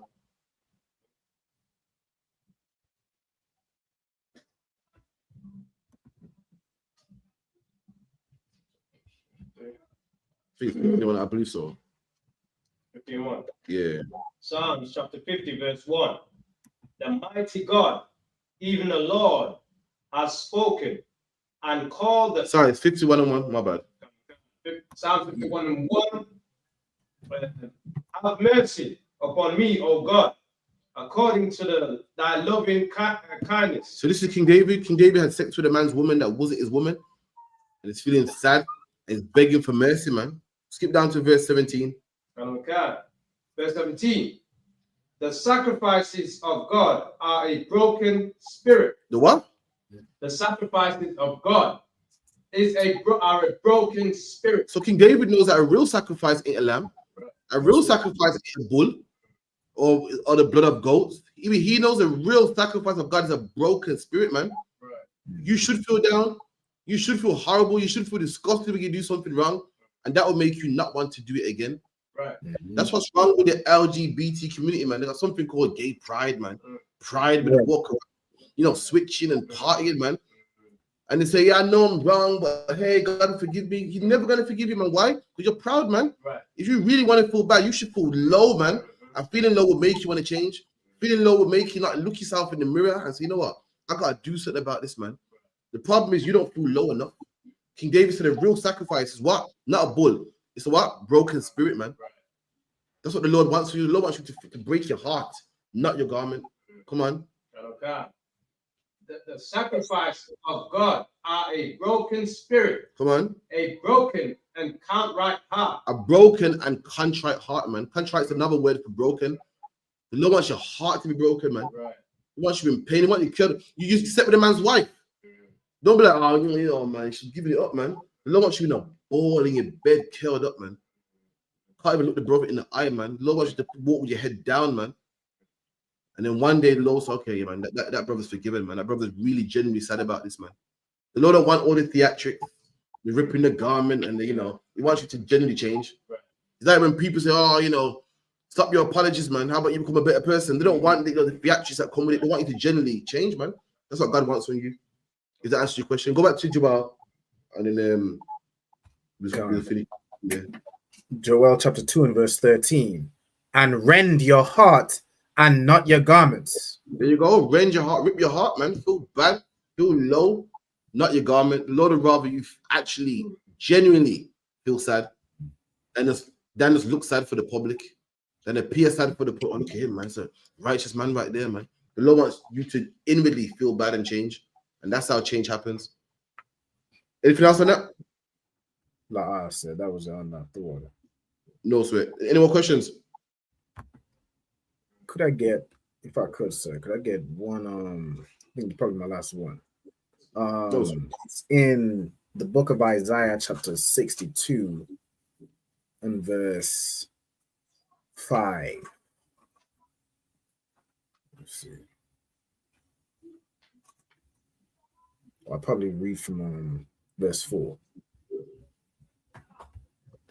Go on, read it. Khan said, the book of Isaiah, chapter 62 and verse 4. Thou shalt be no more termed forsaken, neither shall thy land any more be termed desolate, but thou shalt be called Hephzibah, and thy land Beulah, for the Lord delighteth in thee, and thy land shall be married. Okay, so what's that? What's the part he broken down? Verse 5. It's in verse 5 and probably the end of verse 4 where it says, and thy land shall be married. If I could, sir, what does that mean? All right, Paul. Get me the diff. So the Lord's making he's making an analogy here. So if you read Hosea, the Lord said he had 2 children or 2 wives, and one was called "You are not my people," and one was called "Hate of the Lord." The Lord's making the same analogy, but in reverse now. Get me what Bethula means, like yeah, Bethula, and Hephzibah means. I was saying Beulah,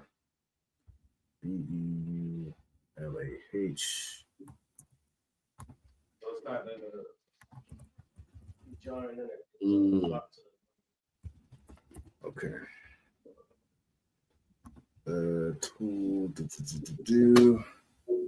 So like, let me get it. Good. There we go. Ba'al, okay.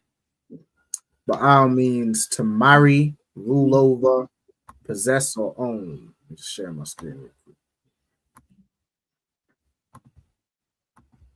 So we got this word Ba'al. So Beulah, Ba'al, and it means to marry, to rule over, to possess, to own, to be a husband over. So now that's different from what we read in Hosea. When the Lord was angry with us, the Lord said, "What? Call them not my people. Right. Call them desolation. Call them destroyed." Now this is the opposite. The Lord saying, "Right, call them what? I'm gonna marry them. Wedding, join back." It's the opposite of what we read in Hosea. So go back to where you're reading. Concept. In verse and thy land, Beulah, for the Lord delighteth in thee, and thy land shall be married. There you go. Our land shall be married. Why? At this time, our land was separated, man. When you marry someone, you join together. At this point, you had the northern kingdom and the southern kingdom, man. You had what they called Joseph or Ephraim, and then Judah. You had north and south. You had 10 tribes one way, 3 tribes the other way, man. But in this day, the land's going to be married. It's going to be joined again, man. There's not going to be no such thing called blacks and Hispanics. It's going to just be Israelites, man. There ain't going to be no, this tribe versus that tribe, man. There ain't going to be no black versus brown, man. We're going to be married again, man. One again. Come on. Kind. For as a young man marrieth a virgin, so shall thy sons marry thee. There you go. The same way how a young man marries a virgin, the same way we're going to link back up, man. Our son's going to marry us. We're going to link back up again. It's like go back. So I think it's talking about social articles join back to the Lord. These the Lord, Salakia. Read that part again. Can't, sir. So from verse 4. Yeah. Thou shalt be no more. It's like it. Thou shalt no more be termed forsaken. There you go. So right back now, the term for us. What's the term? Forsaken. Black people. What's our term? Oh man, forsaken, man. What's another term for black people? Broke, worthless, deadbeats, ratchet, bagger, bunny on their head. That's a term that people give us. The day's coming when we're gonna no more be termed forsaken. The terms that people give us, man, don't work, benefits, like to fight, loads of children, don't get married. That term's gonna be done with, man. We're gonna be called what? The sons of God, man. The Israelites, the prophets, man. We're gonna be married back to the Lord. Right about now, we're termed, we're given the name forsaken, not no more. Go ahead. What's it something? No, I've got a precept as well. Go on, read that quickly. Galatians chapter 4, verse 27. For it is written, Rejoice, thou barren, that bearest not. Break forth and cry, thou that travailest not. For the desolate has many more children There you than go, man. she which has a husband. There you go, man. Talk about Rabbi. We're desolate now, but the time to come, we're not going to be desolate, man. Let me break this one down real quick. What about, man? Cancer. Thou shalt be no more termed forsaken, neither shall thy land any more be termed desolate. There you go, man. No longer we're going to be desolate. Right about now, nothing good comes from black people. It's known for drugs, killing, whores, twerking. That day coming to an end, man. Coming to an end, man. We're going to be the superpowers of the new. In fact, forget that slack, yeah, superpowers. We're not going to be superpowers. We're going to be the only power, man. Right. That's right. I'm not setting for no superpower, man. China is a superpower. As was America a superpower, and they reign together, man. In our kingdom, no one's gonna. There won't be no equals, man. That's right. There won't be no superpower. We're gonna be the only power, man. Go ahead. Cancer. But thou shalt be called Hephzibah, and thy land Beulah. For the Lord delighteth in thee, and thy land shall be married. For as a young man marrieth a virgin, so shall thy sons marry thee. There you go. You see our young man marries a nice virgin, like, yo, she's nice, man. We're gonna turn back to the Lord, man. We're gonna marry ourselves back to the Lord. The same way how a young man marries a virgin, the time's coming where black men are gonna say, you know, I had enough of this, man. I had enough of this church and these lies, man. I'm gonna fight in the truth. And that's how you came into here to Zapwan. That's how you came into here with Alban, with Daya Allah, Baniga, man. The brothers out there that say, I've had enough of this, man. I've had enough of being lied to. I've had enough of this Islam thing and this Rasta thing and this Egyptology thing. I want to find the Lord, man. And we come back to marry ourselves to the Lord, man. You get me? If you could, someone get me is that enough for you? You got more on that?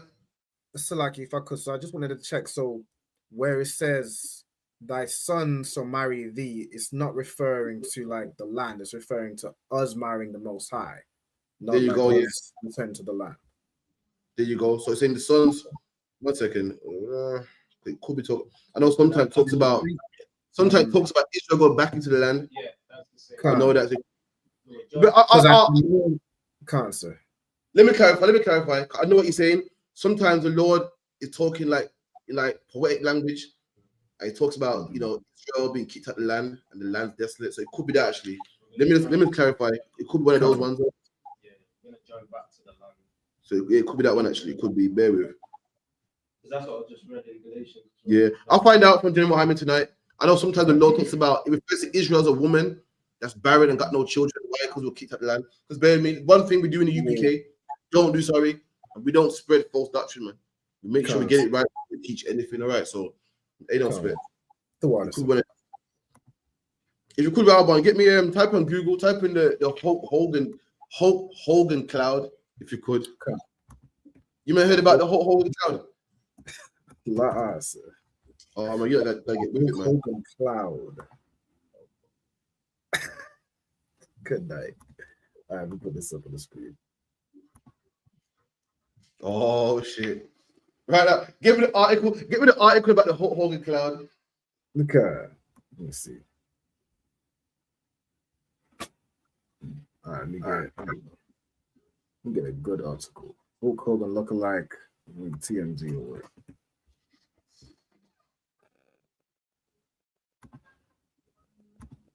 All right, look. Hulk Hogan lookalike cloud runs wild in FL Sky outside.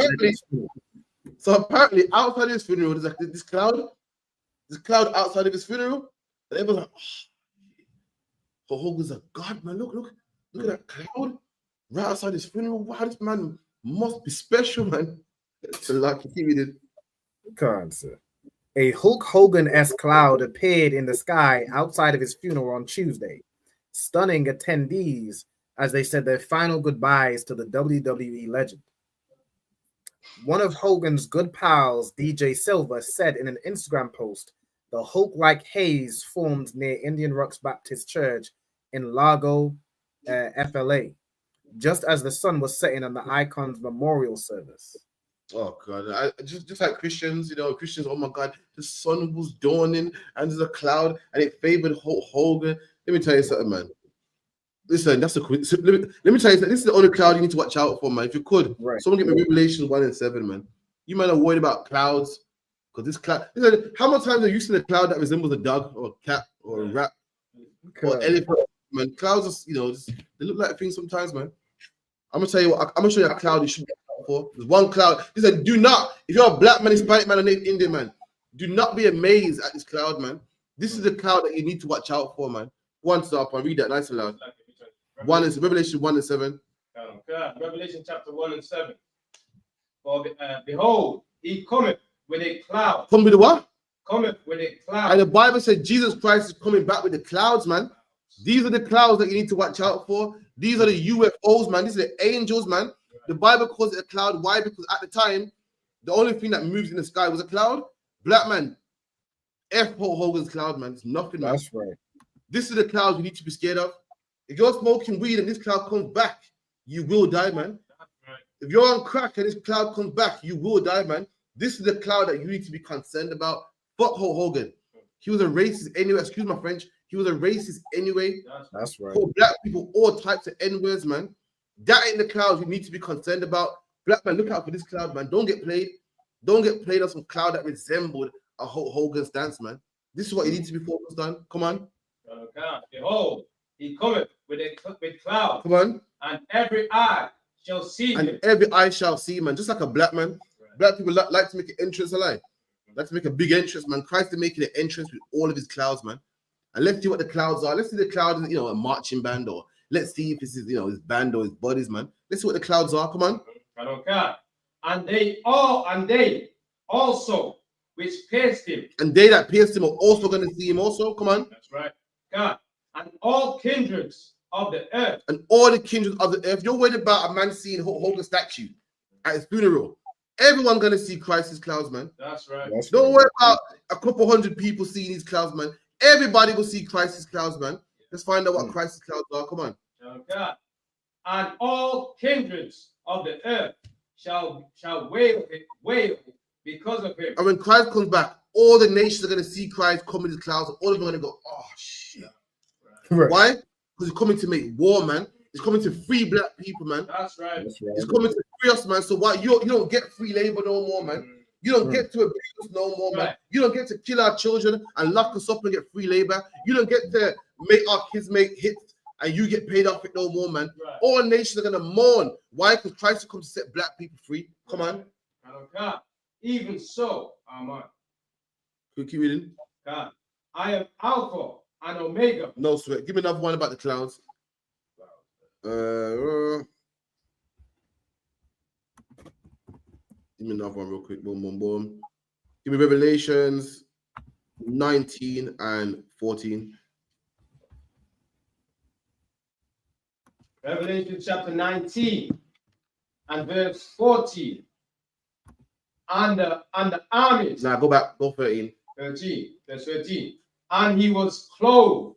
Go back one more. Slack, Give me from the sky, I think. Something like that. From the sky. You can't. Read.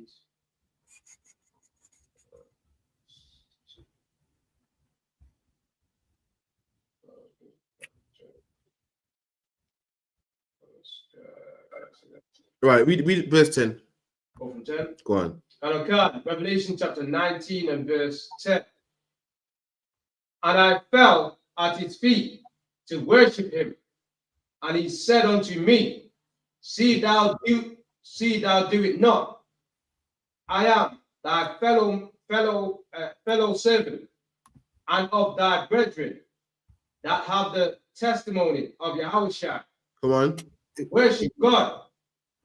For the testimony of Yahushua is the spirit of prophecy. And I saw heaven open, and behold, a white horse. Right, 1 second. So you saw heaven open. So this is what some people look up to. You saw a heaven open. One image, but one revelation. So Christ come with clouds. This one is seeing Christ come with what? A horse. If you're worried about something in the sky, if you're worried about something coming from the air, it should not be Hogan's clouds, man. Right. It should not be no blue beam or some cap what's it called? Them star signs, man. If you're worried about anything coming from heaven, black man, you need to be worried about Christ. Christ is coming from the heaven, from the sky, man. Read that part again. Okay. And I saw heaven open, and behold, a white horse. And he saw heaven open, and behold, a white horse. Why did it say white horse? Why? Because in the movie, the hero comes on a white horse, man. And Christ is the hero to black people, man. Come on. Okay. And he that sat upon him was called faithful and true. And Yahweh is faithful and true. That's right. Faithful and true, man. Christ loved black people. Gave his life, man. Didn't abort his mission, man. And is true also. Come on. And return to God. And in righteousness. In what? In righteousness. And in righteousness, come on. God. He does judge and make war. And this is what you need to be careful of. This is what you need to watch out for, man. Don't listen. The whole Hogan's cloud. What's that going to do, man? You need to watch out for this black man called Christ, man. That's right. He's coming to make war. Coming to make war. So the Bible says it comes to make war in righteousness, man. That's how great our king is. Come to make righteous war. The white man made war. Why? Because he wanted cotton. Right. The white man made war. Why? Because he wanted America, and he wanted Jamaica, and he wanted all the islands, and wanted every country. He went to war. Why? Because he wanted to rape all the Indian ladies, man. All the Indian females in India that wasn't bothering nobody. He wanted to rape them, and the boys too, man. Unlike him, Christ to come to make war righteously, man. That's right. Christ ain't making war just because he wants your oil. He ain't making war. Why? Just because he wants to be the only man with nuclear warfare, man, nuclear weapons. Christ come to make war because you oppress people and you kill these people and no one's ever paid for it, man. And Christ wants someone to pay for it. That's why Christ come to make war. The Bible said, what? In righteousness, he come to make war, man. He ain't making war because you got oil and he wants it. He ain't making war because you got opium and he wants it. He ain't making war because you got a nice land and he wants it. He ain't making war because you got land and I want to turn this land to America. And I want to come to your country and, you know, wipe off the population and put my people here. That's how the white man makes war, man. Unrighteously. Christ comes to war righteously. And that's the nigga you need to watch out for, man. If you're white, in fact, if you're a black man too, man, if you're white or a heathen or you're black, you need to watch out for Christ, man. That's the man you need to watch out for. If you're a black man, you better put the weed down because Christ is coming from the sky, man. While you're worried about Hulk Hogan's, put the picture up again of Hulk Hogan's.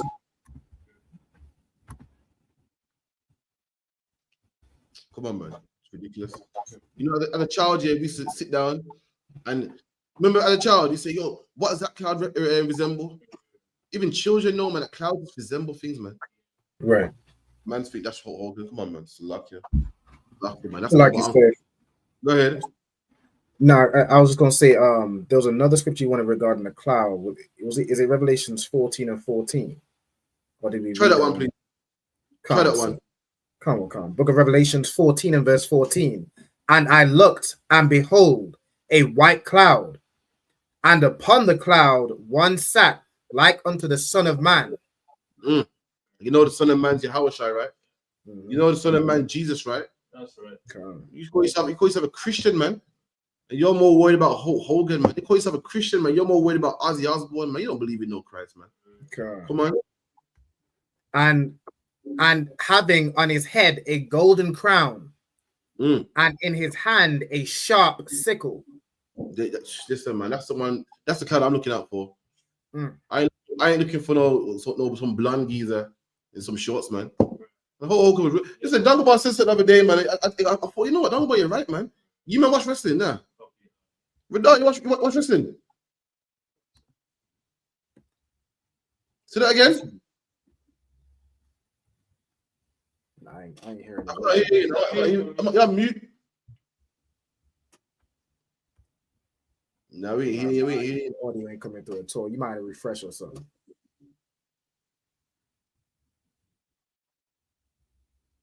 You want to watch wrestling? Yo, oh man, what kind of childhood? I've seen a little bit here and there, but I ain't really watch wrestling. I know who Hulk Hogan is though.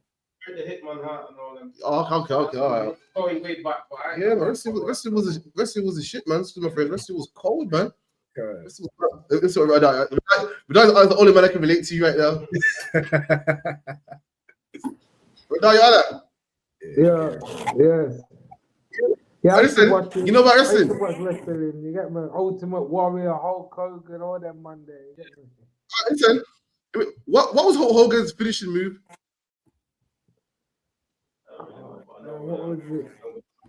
What was it called again? He used to do the leg thing, innit? Jump on bam with the leg, innit? Leg drop, man. The I forgot what boring it was old called, leg. they had it. Is it D? What was the name of it? I forgot the name of it. My man is finishing me with a leg drop, man. Leg Look drop, at that. yeah, the leg drop. Imagine you're the rock here as a black man. You're the leg. You see the leg drop. See now watch this out. Raban, get me type in, go on YouTube here and get the rock, the people's elbow. Car. People's elbow. Yeah, I know that one. Come on, you must know that one, man. I know you know that one.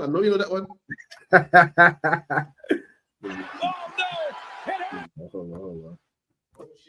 Share this one, yeah. All right, let's see right here.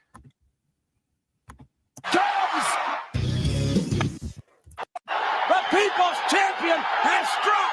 No, not this. McMahon hates the people. How will he like the people's elbow? Do something, Big Boss Man. Stop this. McMahon has lost the first round. The point I make is this: to be a white man, all you got to do is a leg drop. Right. To be a black man, you got to take one arm hand off, run from these ropes to these ropes, do an arm, lift your foot up. You know what I mean? The Rock is charismatic, funny, like you got punch lines, hit lines, running back and forth. All the white man got to do is do a leg drop, man. And everyone's trying for it. Everyone sees his cloud. Listen, Hulk Hogan wasn't even a great wrestler, man. He was a great wrestler. White people, wow, he's great. No, it's not, man. To be a black man, you got to go above and beyond to get the attention of the people. And to be a devil, all you got to do is a simple leg drop, man. You see how charismatic the Rock is. You see how complicated his finishing move is. But devil is just to say a leg drop. Everyone makes out that Hulk Hogan the greatest things he's wrestling. The Rock should be the face of wrestling, man. A black man should. It's like If I could, sir. Even Rey Mysterio, like everybody knows Rey Mysterio, all type of acrobatics and them things there, jumping up on my shoulder and flinging him and it's a car ride. But again, as you're saying, to be a white man, it's some lame shit with the Undertaker where he's just this immortal character, or the leg drop with Hulk Hogan. Like that man ain't got no flavor, sir. So, come on, man. The black for the greatest. But the Rock needs to raise one eyebrow, snatch the mic up. You got cold, man. God. You know, the Rock also died tomorrow. No one would care about that. Everyone likes Hulk Hogan, man. But if you call it, get me his leg drop. I want to see if actually. Okay. Yeah, that's leg drop. So, like, you remember Tito Santana? Nah, man. Yeah, I remember that guy. My one was hard still. I think he was Mexican or something. He was one of them. You know what I mean? I'm saying, like, there's levels. Tito Santana. I'm sure that was his name. You get me? Oh no. Let me look. Tito Santana. Something. You get me? One of them. Hulk Hogan. Yeah, I already know this shit gonna be whack. All right, hold on. Let me show y'all real quick. Put this up on the screen right here. Yeah. Hulk Hogan, he drops a big leg on him. He's down for the cover. I don't believe it. Hulk dropping a big leg. That's shit. Hulk's around for the leg drop. The cover. Listen, man, Robert, what drop that? Robert, listen, this man don't deserve no cloud, man. That's right. I want the Lords to the breeze, man, and get rid of that cloud ASAP, man. Listen, the Rock deserves a cloud, man. You don't deserve no cloud, man. You don't deserve no cloud. Right. It looks like it resembles you. You don't deserve no cloud, man. Anyway, with that, I pass the class over to Priest and Prophet. After that, to Zarpon with announcements. To watch for everybody. Yeah, clap it up.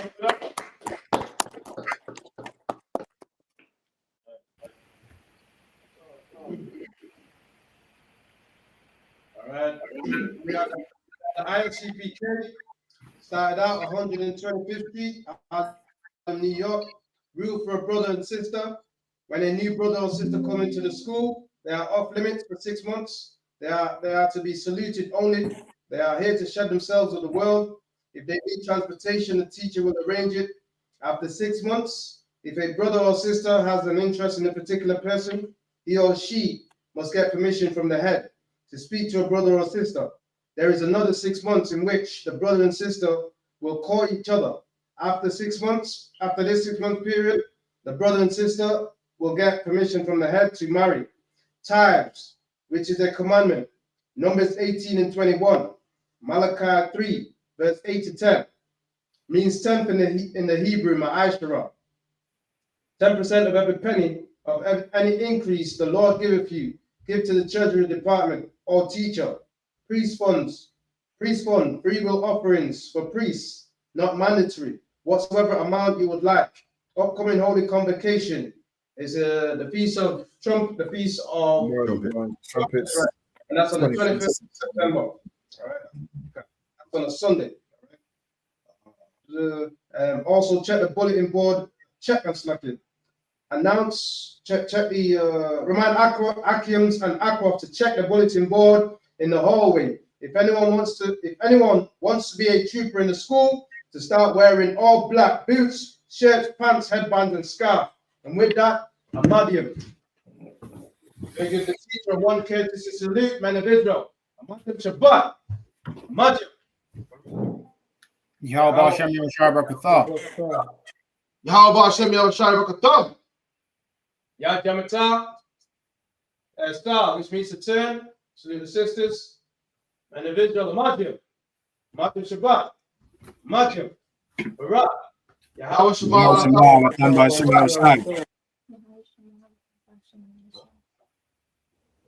Yad Yamatah. Class dismissed. Meet again tomorrow. Last one could dash 7 to 9.